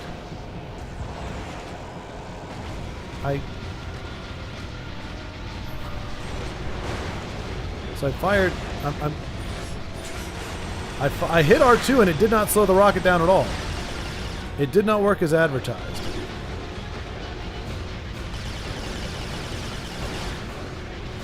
Okay, it can't come in here, but that doesn't really help me. Because I can't get to its core from behind.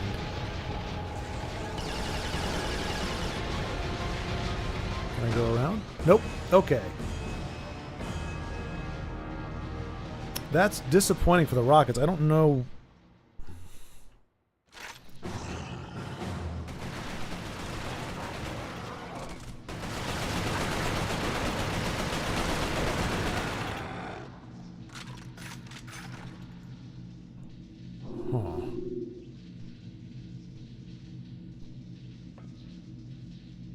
Okay, so literally just Googled Resistance Chimera and read up on the wiki, and I stand by my previous statement. It's a little complicated, but definitely satisfactory. Okay. All right, Isaac, I appreciate that. I appreciate that. I appreciate you clarifying that. And, yeah. Good to know. Good to know. That I will be able to enjoy an unfolding tale that will be coherent.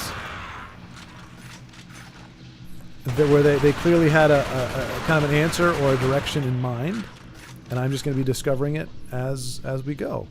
So cool. Gives me hope for the future. That said,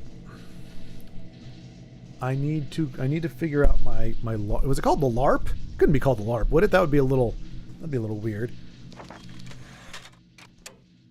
Lark, that's what it was. So that didn't work. I fired it with R1, and when I held down R2, it did nothing.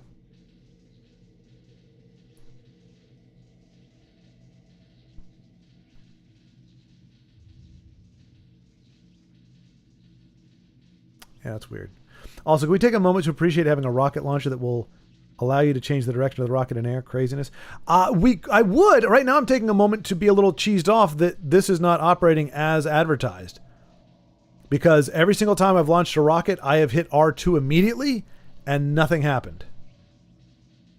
Like, nothing. It just went in the direction I shot it. So I appreciate the hypothetical ability of the rocket, but I am currently disillusioned and a little perturbed.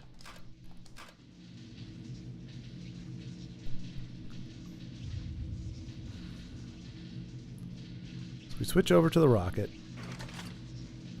So here we go. I'm just going to try it. So I'm going to shoot it, and I'm going to hold down R.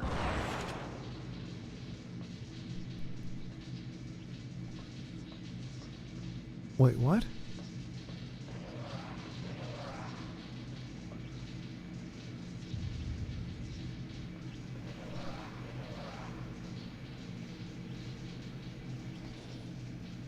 Okay. Okay. Okay, that is cool. That is definitely cool. I mean, I wasted a rocket, but at least we figured it out. So there we go. We took a moment to appreciate having a rocket launcher to change direction. Oh, dag nabbit.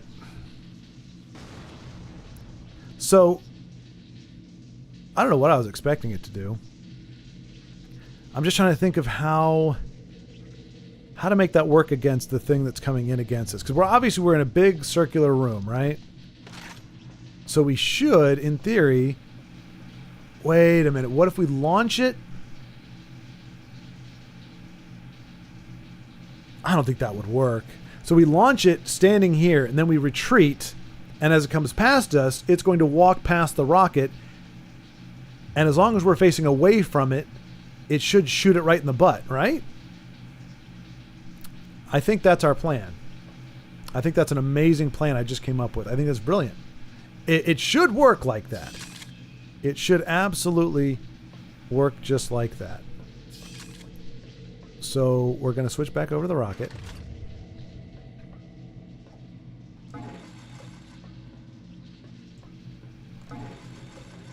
We're going to launch it.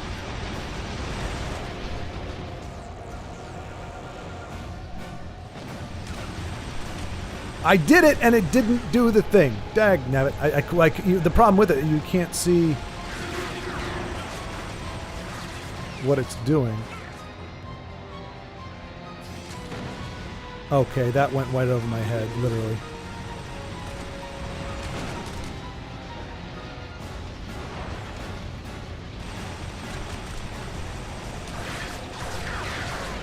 Oh, I did it! I did it!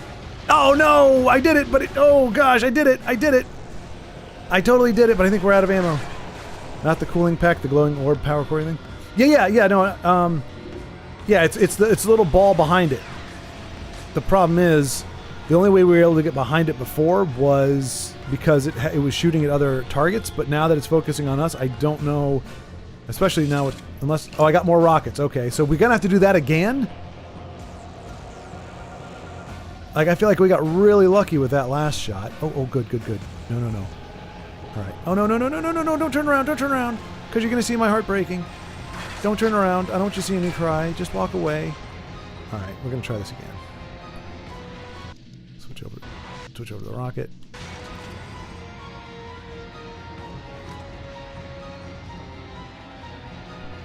If I can just sneak up on it without it seeing me.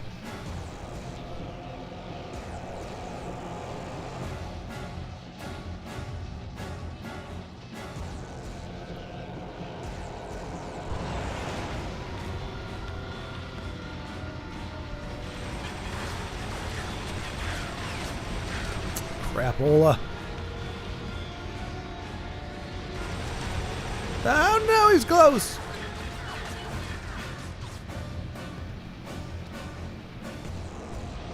I mean, that's hard. If that's what you're supposed to do, that's really freaking hard. Oh, he figured me out. He went counterclockwise, the diabolical fiend. Ow.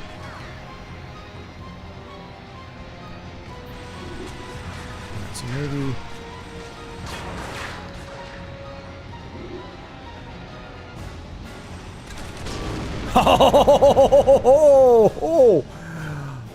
Oh, my big brain.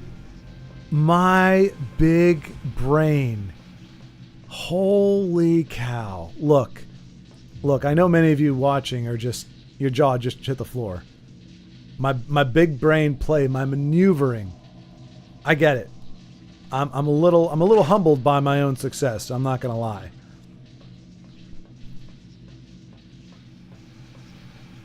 Don't think of me as any better than yourselves. I mean, I may be a more advanced version of humanity. Who's to say, really? I certainly wouldn't want to put that out there. But I understand if that's how you see things. And I'm not going to argue with you.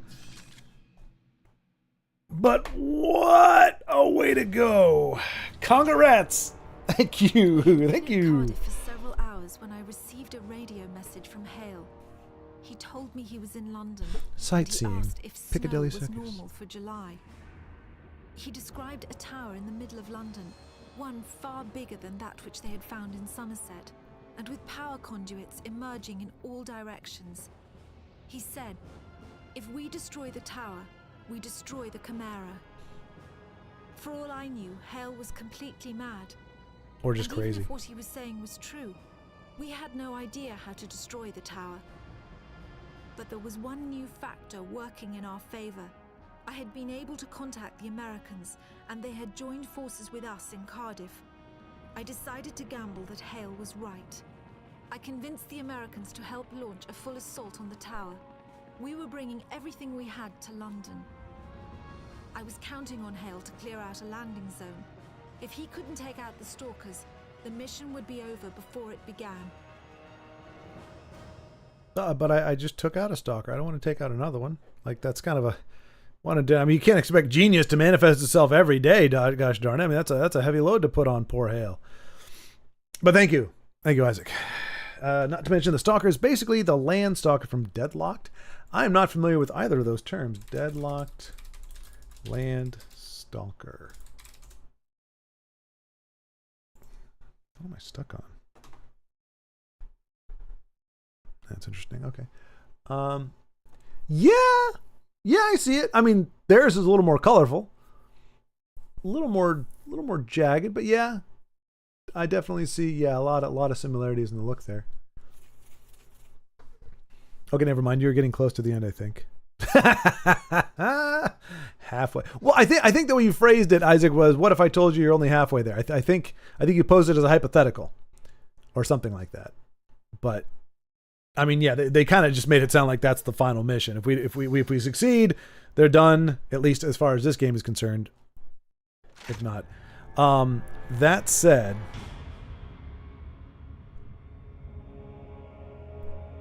I think I'm gonna have to call it here. I know we might be close, but I don't want to rush it because I'm like trying to, squeeze it in. Like if it was another like 10 minutes or so, no problem. But I want to savor it, and yeah. So I will probably play it a little bit tomorrow because I know we got the other stream going, but I'll play it a little bit before then. I'll give it a couple hours. Hopefully, a couple hours will be enough for us to finish it off. Like I'm not in a rush to finish it. I don't want to. So I do need to get some stuff done this evening, and I did spend most of my day not doing anything at all, which kind of makes me have to back into the deal. Close is close-ish. You still got a ways to go, but it's a good stopping point. Okay, yeah, that's kind of what I thought. I imagined they would lead up to. It's not just gonna be like, here's the mission. Can I? Okay. Well, I'm trying to stop time. Cool. All right. Well, Danny, it's been a pleasure once again. Isaac. Yeah. Been a good time. Carlos, hopefully you're either at your next destination, you're home, or at least you're on your way. So 3 hours or so of just kind of just dominance, really. Just absolute dominance. Just let you get ready for Christmas in London in July. Wait, what? Just let you get ready for Christmas in London in July, right? Well, I mean, I feel like that was a dumb question. Like, now, if you're Colorado, that's a fair question because they actually have had snow in July. But I don't know about. Well, yeah, I don't know. I don't know if if that is a thing. I don't think it is. I don't think they have that much weather deviance. I do know the one time that I went to the UK, they had a heat wave. So I'm dressed for the appropriate like 60, 65, maybe 70 degree weather that usually, we're told is kind of what it is. Usually overcast, kind of rainy. You got some sunny days, but it's still kind of cool. Like that's why they don't have air conditioning in a lot of places. And of course we get there during a heat wave. So I'm wearing like my suit and I'm sweating in it. The bus doesn't have air conditioning. A lot of the buildings don't have air conditioning. So it wasn't a bad time, and it did kind of peter off towards the end. It got a little cooler, but it was just, I was like, of all the times for them to have a heat wave. Like, gosh darn it. But yeah, I was like, that's a little weird question to ask, but you know, it'll be interesting to know what Hale knows. Now, I guess the other question is, well, we'll find out. I guess. Like, I want to know if he's the protagonist for the whole series. I don't think he is, because he doesn't seem to have. I don't know. We'll see. We'll see. I guess some answers are worth waiting to find out. We'll just let the story unfold as it goes. I saved it, right? I did. Yeah, we're out. Okay, cool. Well, we'll give it another crack tomorrow, and it looks like we'll be wrapping this up before next week. So we'll jump into the second Ratchet and Clank game after that,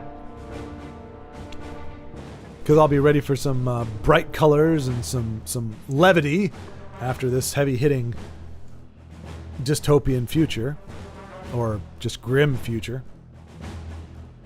of the past. Great Scott! Well, yeah, alrighty.